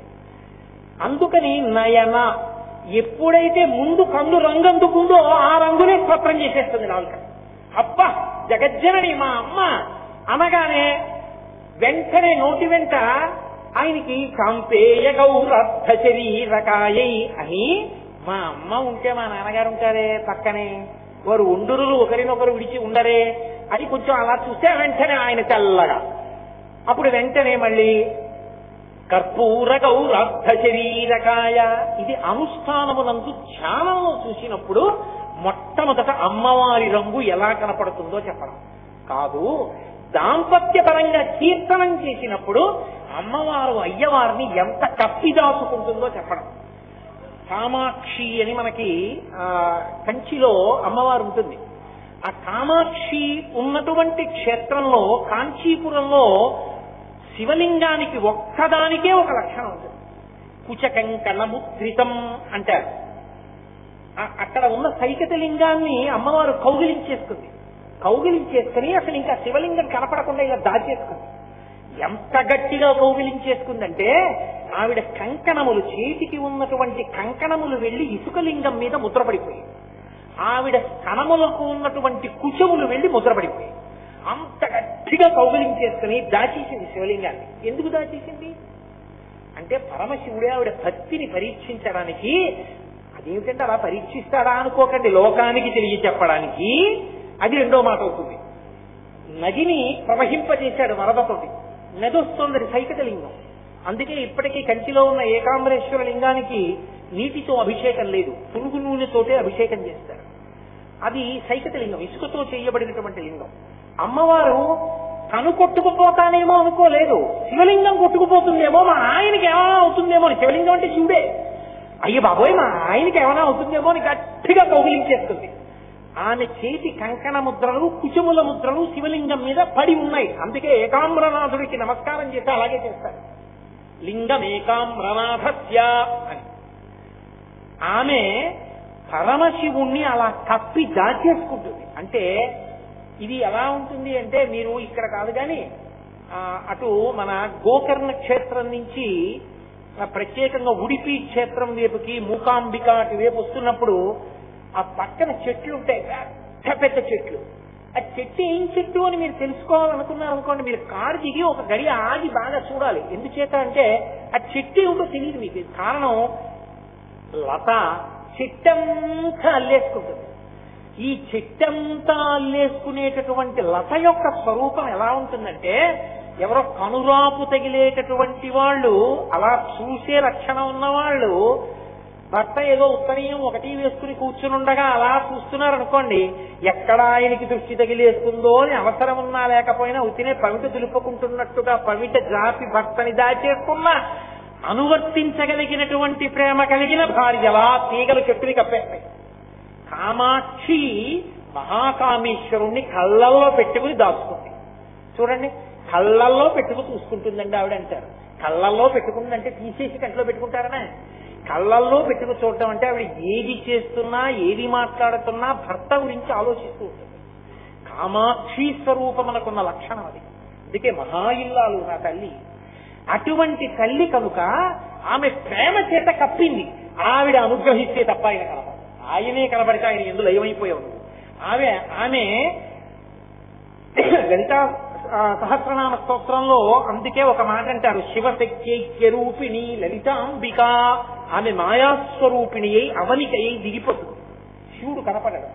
ఆమె తెర పైకెత్తితే వెనకనున్న శివుడు కనపడతాడు. అందుకే శంకరాచార్యులు వారు సౌందర్యలహరి చేస్తూ ఈ లోకాన్నంతటినీ కూడా భ్రమయతి పరబ్రహ్మ మహిషి అంటారు. ఆమె మహామాయా విశ్వం భ్రమయతి పరబ్రహ్మ మహిషి. మహామాయా స్వరూపిణి అయి నామరూపముల ఎందు తిప్పుతుంది. ఆవిడ కాని అనుగ్రహించిందా, అంతటా శివుడు కనపడతాడు. ఈ కనపడగలిగిన స్థితి ఆవిడ అనుగ్రహంతో కాని కలగదు. కాబట్టి మనకి శివుడు కూడా కనపడేటట్టు అనుగ్రహించమ్మా. అందుకని ఉపాసన పరంగా శివదర్శనం కలగాలంటే ఆవిడ అనుగ్రహంతోనే కలగాలి. జ్ఞాన సంబంధరని దక్షిణ దేశంలో 63 మంది నాయనార్లలో అగ్రస్థానం అలంకరించిన వారు. వయసు చేత అప్పర్, జ్ఞానము చేత జ్ఞాన సంబంధం. ఆ జ్ఞాన సంబంధం అంత గొప్పవారు అవడానికి కారణం శీర్గాళి అని ఒక క్షేత్రం. అక్కడ మంటపంలో కూర్చున్నాడు తండ్రి గారు. సంధ్యావందనానికి వేళ అయింది. ఆ కోనేట్లో ములిగి ఆయన స్నానం చేసి అర్ఘ్యం ఇవ్వడం కోసమని కొడుకుని అక్కడ కూర్చోబెట్టి పెడుతుంటే కొడుకు ఏడిచాడు, నానా నానా నానా అని. వీడు గబగబా మెట్లు దిగి వచ్చేస్తాడేమో, పడిపోతాడని చెప్పి తండ్రి అన్నాడు, ఒరేయ్ భయపడకరా, ఎవరు భయపడినా ఈ లోకంలో రక్షించే తల్లిదండ్రులు యథార్థమునకు వాళ్ళు అని గోడ చూపించాడు. అదిగో చూసావా పార్వతీ పరమేశ్వరులు, నువ్వు నన్ను నాన్న అంటున్నావు, నేను ఆయన్నే నాన్న అంటాను. నీకైనా నాకైనా నిజానికి ఆయనే నాన్న, ఆవిడే అమ్మ. నీకేమైనా భయం వేస్తే గోడ వంక చూసి వాళ్ళని పిలవరా అన్నాడు. తండ్రి మాట పిల్లాడికి హత్తుకుంది. తండ్రి వెళ్ళిపోయాడు. కొడుకు చూస్తున్నాడు అలా. కోనేటి దగ్గరికి వెళ్ళి తండ్రి ములిగాడు. అమ్మ బాబోయ్ నాన్నగారు నీళ్లలో మునిగిపోయారని భయపడి కొడుక్కి గుర్తొచ్చింది, పిలవమన్నాడుగా. గోడ వంక తిరిగి అమ్మా నాన్న అమ్మా నాన్న అని పిలిచాడు. పిలిచేటప్పటికి పరమశివుడు అన్నాడు, మనకైతే గోడ మీద బొమ్మ, ఆయనకైతే గుండెల్లో అమ్మ. శివుడు అన్నాడు, పిలుస్తున్నాడు అమ్మా నాన్న అమ్మా నాన్న అని, చూస్తానే ఎక్కువ నది వాహనం పెడదాం అన్నాడు. చెంగునెక్కి కూర్చున్నాడు. గబగబా వచ్చాడు మంటపంలోకి. అక్కడ వదిలేసి నందిని పైకి వచ్చి గబగబా ఒళ్ళో కూర్చోబెట్టుకున్నాడు. నాన్న నాన్న నాన్న నాన్న అంటున్నాడు వాడు. ఆయన అన్నాడు, వీడు ఏడుస్తున్నాడు పార్వతి, పిల్లలు ఏడిస్తే ఏం చేస్తారు తల్లులు, పాలిస్తారు, పాలి వాడిని ఓదార్చు అన్నాడు. ఏమిటో తేలిగ్గా చెప్పేస్తున్నారు, నా స్థనమును కాని తాగాడో మీరు తెలిసిపోతారు. శివుడు అర్థమైపోతాడు, నా పాలు తాగితే ఇమ్మంటారా అంది. నేను అర్థం అవుతానో ఏమో, పిలిచాడు అమ్మా నాన్న అని ఇచ్చేసేయన్నాడు. ఆవిడ ఒళ్ళో పడుకోబెట్టుకుని స్తన్యం ఇచ్చేసింది. ఇవ్వగానే తండ్రి సంధ్యావనం పూర్తి చేసుకుని వచ్చాడు. వీళ్ళు అంతర్ధానమై మళ్ళీ వెళ్ళిపోయారు. ఆయన చూశాడు, పిల్లాడి నోటికి పాల నురుగు పాలు ఉన్నాయి. ధూర్తుడా ఎవరి పాలు తాగేవరా? ఆ పిల్లాడు మాట్లాడలేదు. ఆ మూతి తుడిచేసి ఆ పిల్లాడిని ఎత్తుకుని గుళ్ళో పెడుతున్నాడు. వాడి 2 చేతులు ఇలా కదుపుతూ పత్తికాలు అంటారు తమిళ దేశంలో. వాడు పరమశివుడి మీద స్తోత్రాలు పత్తికాలు పాడటం మొదలుపెట్టాడు.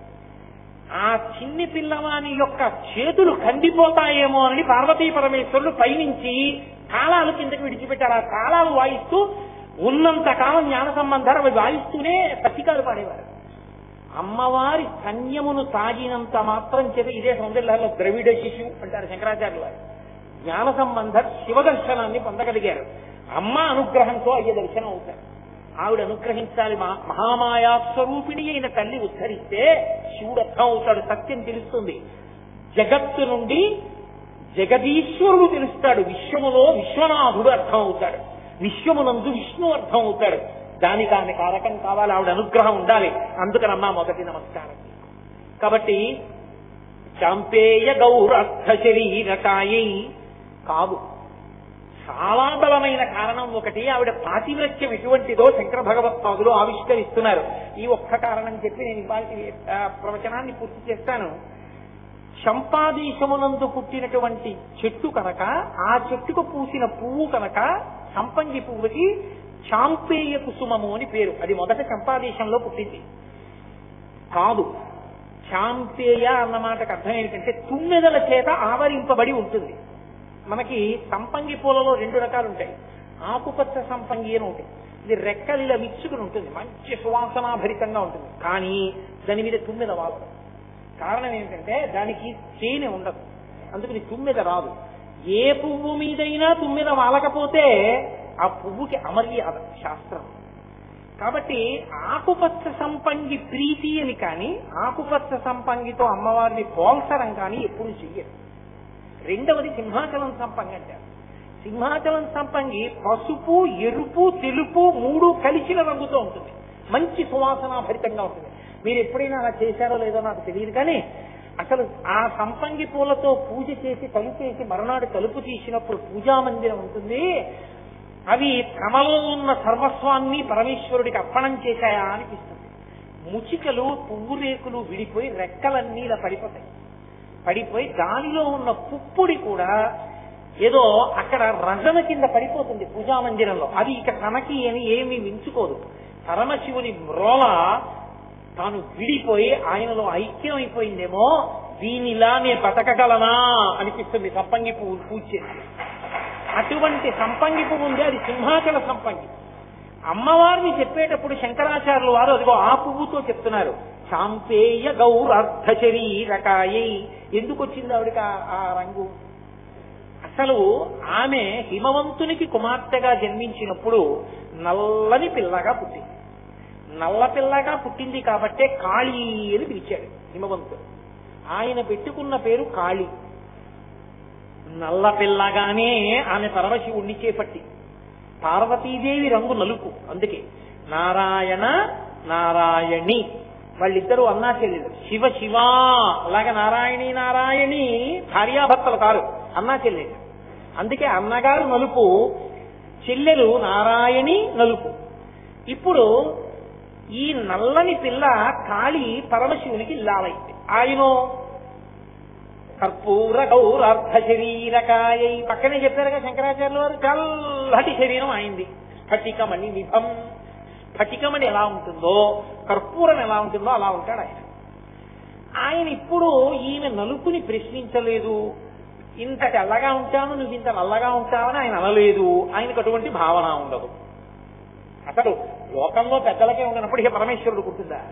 కానీ ఒకానొక నాడు జరగవలసిన దేవతా కార్యాన్ని ఆలోచించాడు. అదే లీలా అంటారు.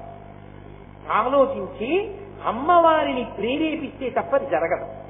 అందుకని ఆయన ఏం చేశాడు, పక్కన కూర్చున్న పార్వతీదేవి వంక ఒకసారి ఇలా చూశాడు, తన వంక ఒకసారి ఇలా చూసుకుని ఆవిడ ఆయన రంగు నా రంగు చూస్తున్నారు అని అర్థమయ్యేటట్టుగా చూసి ఓ చిన్న నవ్వు నవ్వి కాళీ అని. వెంటనే ఆవిడికి ఎక్కడ లేని కోపం వచ్చింది. కోపం వస్తుందా అండి అంటే అలా వస్తేనే అందం. దంపతుల మధ్య ఎప్పుడూ కోపం రాలేదనుకోండి, ఆ దాంపత్యంలో ఏదో దోషం ఉందని గుర్తు. దంపతులు అన్న తర్వాత ఎక్కడో చిన్న అలక రావాలి, ఎవరి ముందు మాట్లాడుకోవాలనుకోవాలి, కొంచెం కోపం నటించాలి, ఆ తర్వాత కలుసుకోవాలి, అదో మాధుర్యం. అది ఆది దంపతుల మధ్య కూడా ఉంటుంది. శంకరులంతటి వారు సౌందర్యలహరిలో దీన్ని వర్ణించారు. వృషా కృత్వా గోత్ర స్థలన మధవై రక్షసవితం అన్న శ్లోకంలో. ఇప్పుడు మళ్ళీ ఆ శ్లోకం అని చెప్తే ఎక్కడ అవుతుంది? కాబట్టి వాళ్ళ మధ్య చిన్న అలక అన్నది ఉంటుంది. కానీ మన అలకలు ఎందుకు పనికొస్తాయంటే ఇదిగో ఇలా గొడవలు పడ్డానికి పనికొస్తాయి. కానీ వాళ్ళ అలకలు ఎందుకు పనికొస్తాయంటే లోక కళ్యాణములకు పనికొస్తాయండి. లీలగా అలక వాళ్ళది, అంతేకాని హేయమైన అలక కాదు.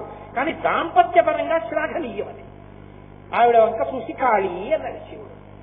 వెంటనే ఆవిడకి అర్థమైంది, ఓహో స్వామి మీరు తెల్లగా ఉంటారు, నేను నల్లగా ఉంటాను అంటే ఒక్క విషయంలో నేను మీకు తగినదానను కానన్న భావన మీ మనసులో ఉందన్నమాట. మీరు బయట పెట్టలేదు.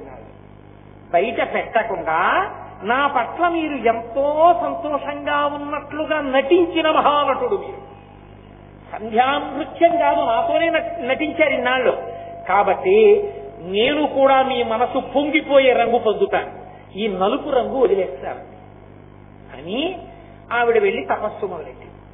తపస్సు మొదలెడితే అయోమయానికి గురైన వాడు ఎవరంటే బ్రహ్మగారు. ఆయన వచ్చాడు. ఎందుకు అయోమయం వచ్చిందంటే ఆయన వచ్చి అన్నాడు, అమ్మా నీ తపస్సు ఎందుకో నాకు అర్థం కాలేదు అన్నాడు. ఆవిడండి ఏమీ లేదయా, పరమేశ్వరుడు నా వంక చూసి కాళీ అన్నాడు. నా రంగు నలుపని కదూ, నేను ఒక అద్భుతమైన రంగు పొందాలని తపస్సు చేస్తున్న ఆయన మనసు ప్రీతి పొందాలి నా రంగు చూసి. ఇంకెప్పుడు నన్ను ఆయన కాళీ అని ఆయనకన్నా నేను రంగు తక్కువదాన్నన్న భావన ఆయన మనసులో ఉండకూడదు. అందుకు వచ్చారు. ఆయన అన్నాడు, అంతవరకు బానే ఉందనుకో అమ్మా, వాంఛితార్థ ప్రదాయిని, లోకంలో అందరికీ కోరికలు తీర్చేదానివి నువ్వా? నీకెవరు తీర్చాలన్నా కోరిక? నువ్వు తలుచుకుంటే ఆ నలుపుపోయి నీకు కావలసిన రంగు పొందలేవా? మరి ఎవరి గురించి తపస్సు చేసి ఎవరి అనుగ్రహంతో నువ్వు రంగు మార్చుకోవాలనుకుంటున్నావు? తల్లి నేను ఒక్క మాట చెప్తాను, చెయ్యి అన్నాడు. ఏం చేయమంటావండి? నీకు నలుపు మీద కదా విరక్తి వచ్చింది. ఇప్పుడు నీ నలుపుతనాన్ని అంతటినీ వదిలిపెట్టు. నీ శరీరంలో ఉన్న నలుపు రంగునంతటినీ కూడా నేను వేరొక శరీరానికి ఇస్తాను. నీలోంచి వచ్చినటువంటి ప్రతిబింబ స్వరూపమైనటువంటి వేరొక శరీరానికి. ఇప్పుడు ఈ నల్లటి పిల్ల దేనికి పనికి రావాలంటే నువ్వు ఆయన ఇల్లాలివి. కానీ నీలోంచే విడిచిపెట్టబడిన నల్ల రంగుతో కూడుకున్న పిల్ల కన్యక. ఆమెకి ఇంకా పెళ్లి కాలేదు. ఆ కన్యక కాళీ రూపంలో నల్లగా ఉన్న ఆ పిల్ల శుంభ విశుంభుల్ని చంపాలి. అందుకునమ్మా కన్యక చేతిలో చచ్చిపోతానన్నాడు కాబట్టి ఆ నలుపు రంగు వదిలిపెట్టు అన్నాడు. ఆమె నలుపు రంగు వదిలిపెట్టింది.